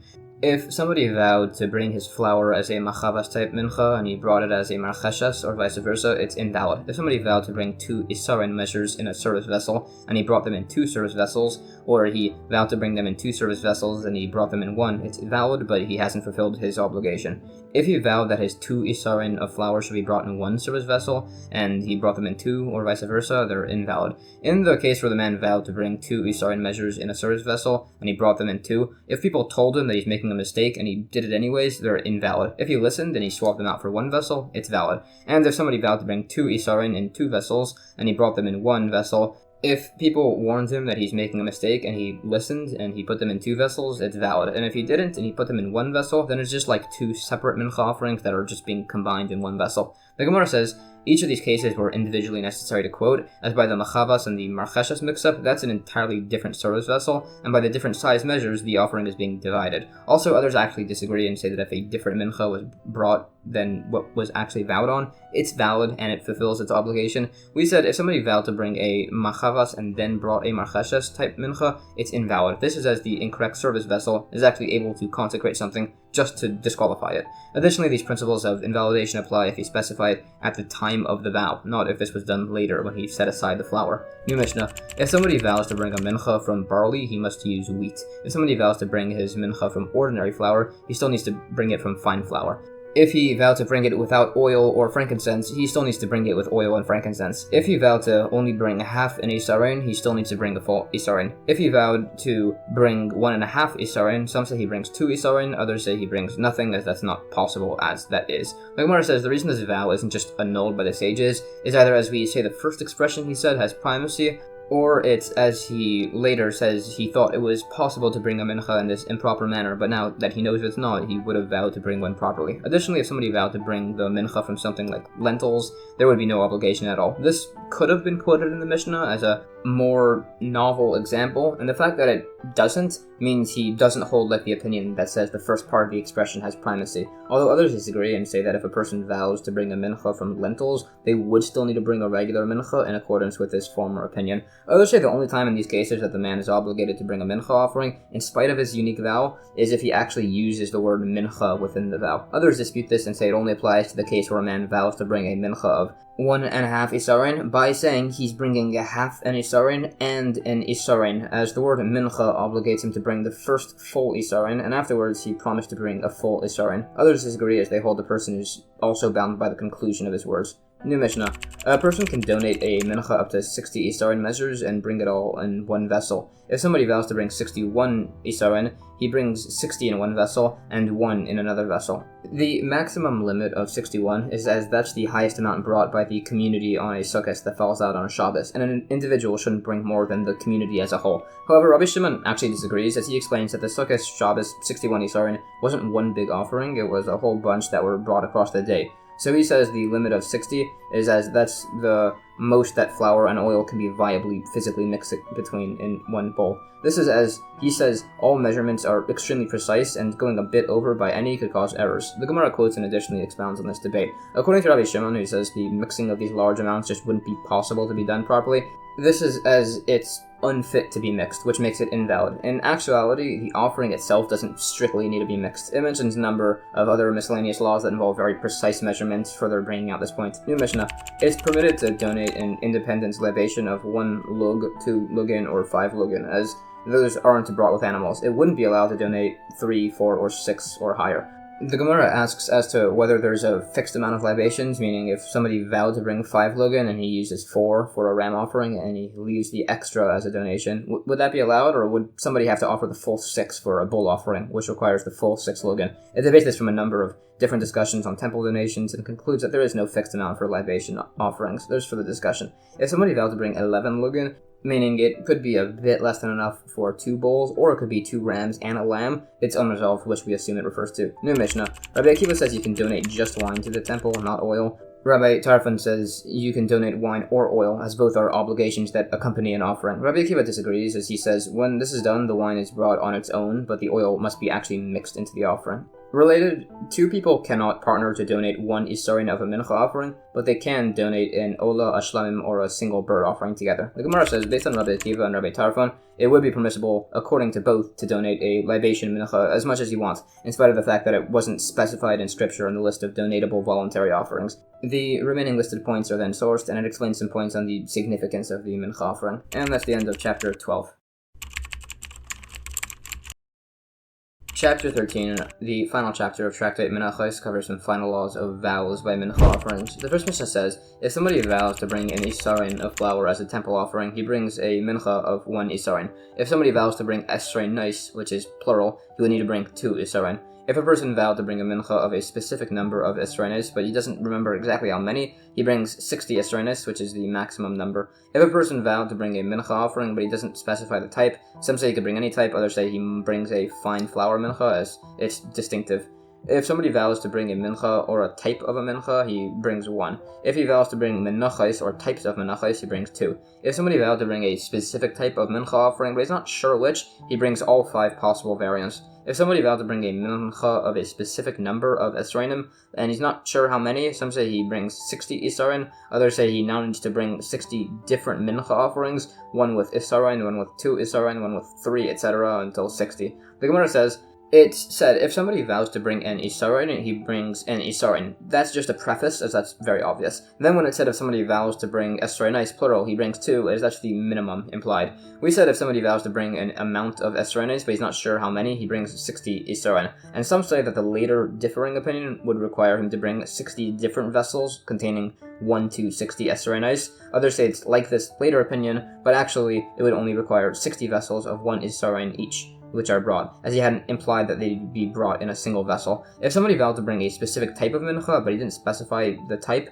one opinion said he'd bring a fine flour mincha. This is said to be distinctive, as mentioned, as it's the first type spoken about in scripture. But then we see by other offerings, if somebody vows to bring a specific type, they're not required to bring the first variant mentioned in scripture, so rather, when it says the fine flour mincha is distinctive, it's as it's one of the only types without a special name, which is qualified. Now, if somebody vowed to bring types, which is plural, of mincha, which is singular, it's debated as what to do there. It said they'd bring only 1 offering, but it argues if we hold like this opinion. We said if somebody vowed to bring a specific type of mincha and he isn't sure of the type, some say he brings all 5 possible variants. It disputes who exactly it was that held this based on individually held opinions. That's discussed further, although it concludes it's in accordance with the opinion that these different loaves and wafers of the different types of mincha offerings, if they're offered together, they maintain their same time to be eaten, and then oven-baked mincha can be comprised of both of them. If this is actually done, bringing all these types of mincha at once, Kamitza would be separated with a declaration that one part is for the loaves and the other part is for the wafers. And if they're being offered as one mincha all together, you should declare that the Kamitza is being done for both of them. Additionally, if you're separating a kaimetz on a mincha that's half loaves and half bread, and his Kamitza only had one type, it's fine to cover both. The oil here would be smeared on the wafers, and the rest would be eaten by the Kohanim.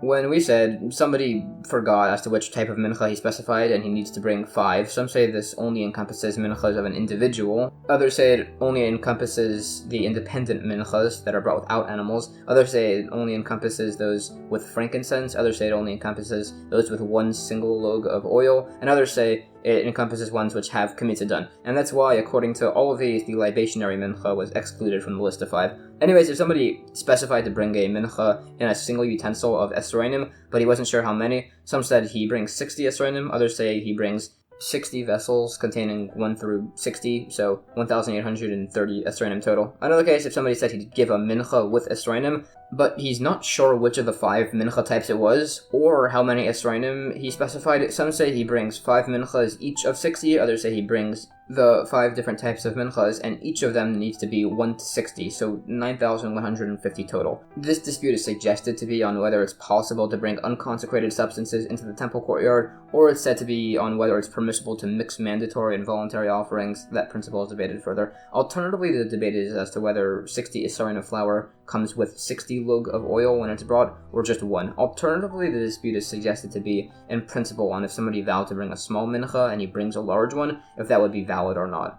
This is also disputed by animal offerings, and both of these are mentioned, as by a mincha offering, no matter the size, only a kaimetz handful ends up being brought on the altar, while by an animal offering, it depends on the actual size of the animal as to what's brought. So it's stated that there's a dispute by both of these. New Mishnah.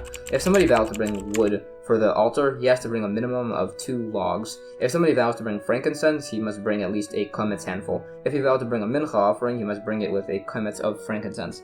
If somebody offered a kaimetz outside the temple, he is liable. The spoonfuls of the frankincense require 2 kamatzim. If somebody vowed to bring gold to the temple, he must bring at least a gold dinar. If somebody vowed to bring silver to the temple, he must bring at least a silver dinar. If somebody vowed to bring copper, he must bring at least copper of the worth of a silver me'ah coin. If somebody said he vows to bring some metal, but he's not sure how much, he must bring enough until he can say for certain that he wouldn't have brought that much. The Gemara elaborates on the sources for these teachings and minimums. Also, if somebody vows to bring something to the altar, he must bring frankincense, as that's the only thing that's offered entirely. The ola's hide, for example, are kept by the Kohanim. The bird ola's crop and feathers aren't offered. The libations are poured down the drainpipe, and the libation mincha is actually entirely burnt on the altar, but it's very similar to a typical mincha, so it's not suggested. We said a vow to bring gold requires a gold dinar. This is where a coin was specifically mentioned, and it's not a pruta coin of gold, as those are not typically made. The same applies for silver. For copper, some say he must bring a small copper fork, which was something that could be used to clean out the menorah, for instance. If somebody vowed to bring iron, it said it must be large enough to make a crow chaser, which was a roof spike, which was a cubit by a cubit. New Mishnah. If somebody vowed to bring wine to the temple, he must bring at least 3 lugin. If somebody vowed to bring oil, he must bring at least a lug, others say 3 lugin. This is, by the way, according to the opinion that oil could be donated.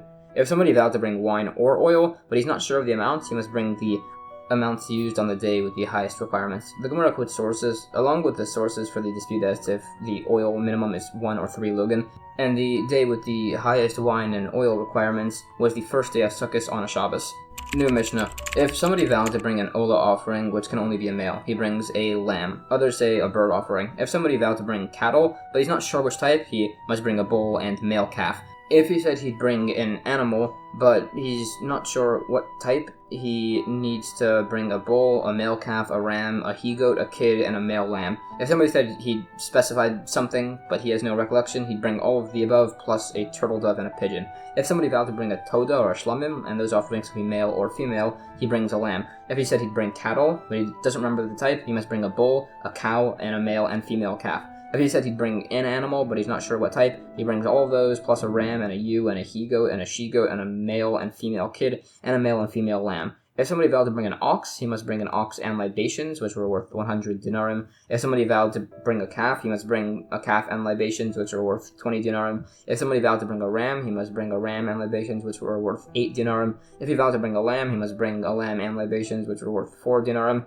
If somebody vowed to bring an ox worth 100 dinarim, he must bring a 100 dinarim ox, and then also libations. If he said he'd bring a 20 dinar calf, he must bring a 20 dinar calf, and then also libations. The same applies to the other animals. If somebody vowed to bring an ox worth 100 dinarim, and he brought 2 oxen worth 100 dinarim total, that's insufficient. If he vowed to bring a black ox, and he brought a white one, or he vowed to bring a large one, and he brought a small one, that would be invalid. If he vowed to bring a small one, and he brought a large one, that's a dispute. The Gemara says, by the vow to bring an ola, some say he should bring a lamb, others say he should bring a bird. That's not an actual debate, that was just some regional difference. When we said somebody who vows to bring cattle must bring a bull and a male calf, the reason you can't just bring the larger bull is because this line specifically in the middle is in accordance with the opinion at the end that a larger offering than what was vowed is still invalid. It said that there were 6 donation boxes in the temple, some say for each of the Kohanic houses. Others say to spread out the large amount of donation so that way they wouldn't corrode. Others say it was for each type of animal, according to the opinion that the larger ones can just be brought instead. Others say they're for particularly listed offerings. Others say they're for various excess funds. They dispute between these opinions as to specific parts of different offerings were donated or otherwise.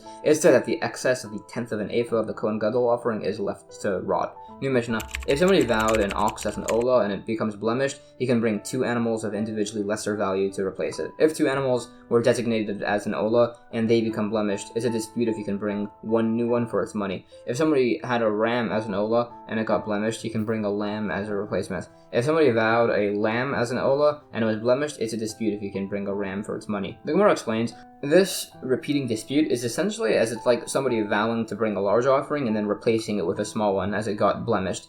So that's disputed if it's allowed. It said it's also disputed if a blemished offering of one type can be replaced with a different type. Some say yes, some say no, as we don't mix offerings. Related, the principle that if somebody's vowed single olah ox is blemished, he can bring 2 for its money. This is only if he said this ox should be an olah or that it should be upon me as an olah. If he said the ox and its value should be upon me as an olah, then he would need to replace it in its original manner. New Mishnah. If somebody said that his lamb should be consecrated or that one of his oxen should be consecrated, if he had 2 of them, the larger one of them is consecrated. If he had 3, the middle one is consecrated. If he specified one of them but he didn't know which one he specified, or he said that his recently passed father had designated one of them and he wasn't sure which, the largest one would be consecrated. The Gemara says, this shows that somebody who consecrates does so in a generous manner. When we said it was by 3 animals that the middle one is consecrated, it's as that one would be generous compared to the smaller one. So the largest, first one, is also in doubt too, so he should wait for the middle one to get a blemish, so that way the largest one could just be consecrated. It also clarifies the middle of them is only considered as consecrated if he said one of my oxen should be consecrated. If he said an ox among my oxen should be consecrated, then his largest animal should be consecrated. Others debate that based on similar cases. New Mishnah. If somebody vowed to bring an olah offering, he must offer it in the temple, and if it was offered in the other temple in Alexandria, he hasn't fulfilled his obligation. If he vowed to bring an olah to offer it in the temple of Alexandria, he still must offer it in the temple, although if he offered it in the temple of Alexandria, it's a debate if that's valid. If somebody took a Nazirite vow, he must have his hair cut in the temple. If he did this in the temple in Alexandria, he hasn't fulfilled his obligation. If he took his Nazirite vow to have his hair cut in the temple in Alexandria, he must still do this in the actual temple, and if he does it in Alexandria, it's a debate if that's valid. The Gemara says this offering vowed towards the temple in Alexandria. Some say this could only be possible if he intended it as a gift instead of as an actual olah, and he's saying that if it's sufficient to bring it there, then he's doing so. And by the Nazir, that's the same. He's saying that he's willing to go so far as Alexandria, essentially.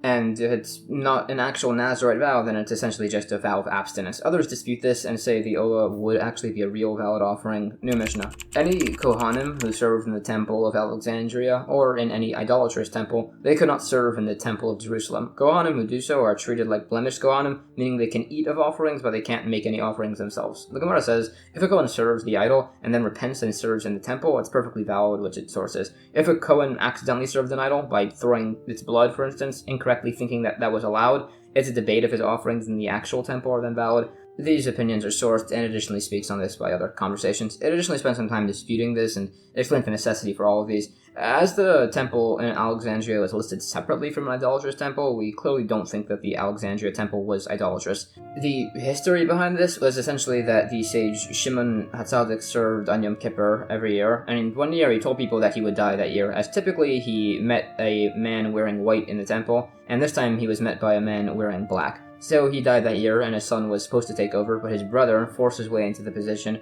and he tricked his nephew by dressing him in the Kohen Gadol's special attire, but he actually gave him women's clothes, and the person wasn't too familiar with how things were done, so he wore them, and eventually he had to flee to Alexandria, and he built a new temple there, although there's some variation on the details of this. It also speaks a bit on how poor it is to chase after positions of honor. A number of verses on this are described. It's also said that wherever the Jewish people are, there was a knowledge of God spread around them, and it additionally speaks on the importance of Torah study and how it correlates with the temple service, as studying Torah is as if one completes a temple service. New Mishnah. An animal offering, a bird olah, and the Minchah offering are all referred to in Scripture as a fire offering, a satisfying aroma. This teaches that whether a person gives a lot or a little, his offering is equally accepted so long as his heart was directed towards heaven. The Gemara sources this principle from a great number of verses. It also sources the fact that offerings in the temple must be done with deliberation and intent. For instance, it said, "You shall slaughter it according to your will," which is said to fulfill God's will, and with your own will, with intent. And that's the end of chapter 13 and the entire Tractate Menachos. Alright, that was a lot of information, so here's a rough summary of a lot of the practical takeaways from this tractate. Similar to the prior tractate, besides for animal offerings, there are a number of flour offerings, called Minchah offerings. These are made of mixtures of flour, oil, and frankincense. There were various types and reasons for bringing these, whether as atonement for a sin, as a sota, for the Omer service, and various others. There was typically a handful separated, which was burnt on the altar, called kemitza, and sometimes the remainder was eaten. These are very similar to the laws of the animal offerings, requiring proper order, intent, location, service, etc.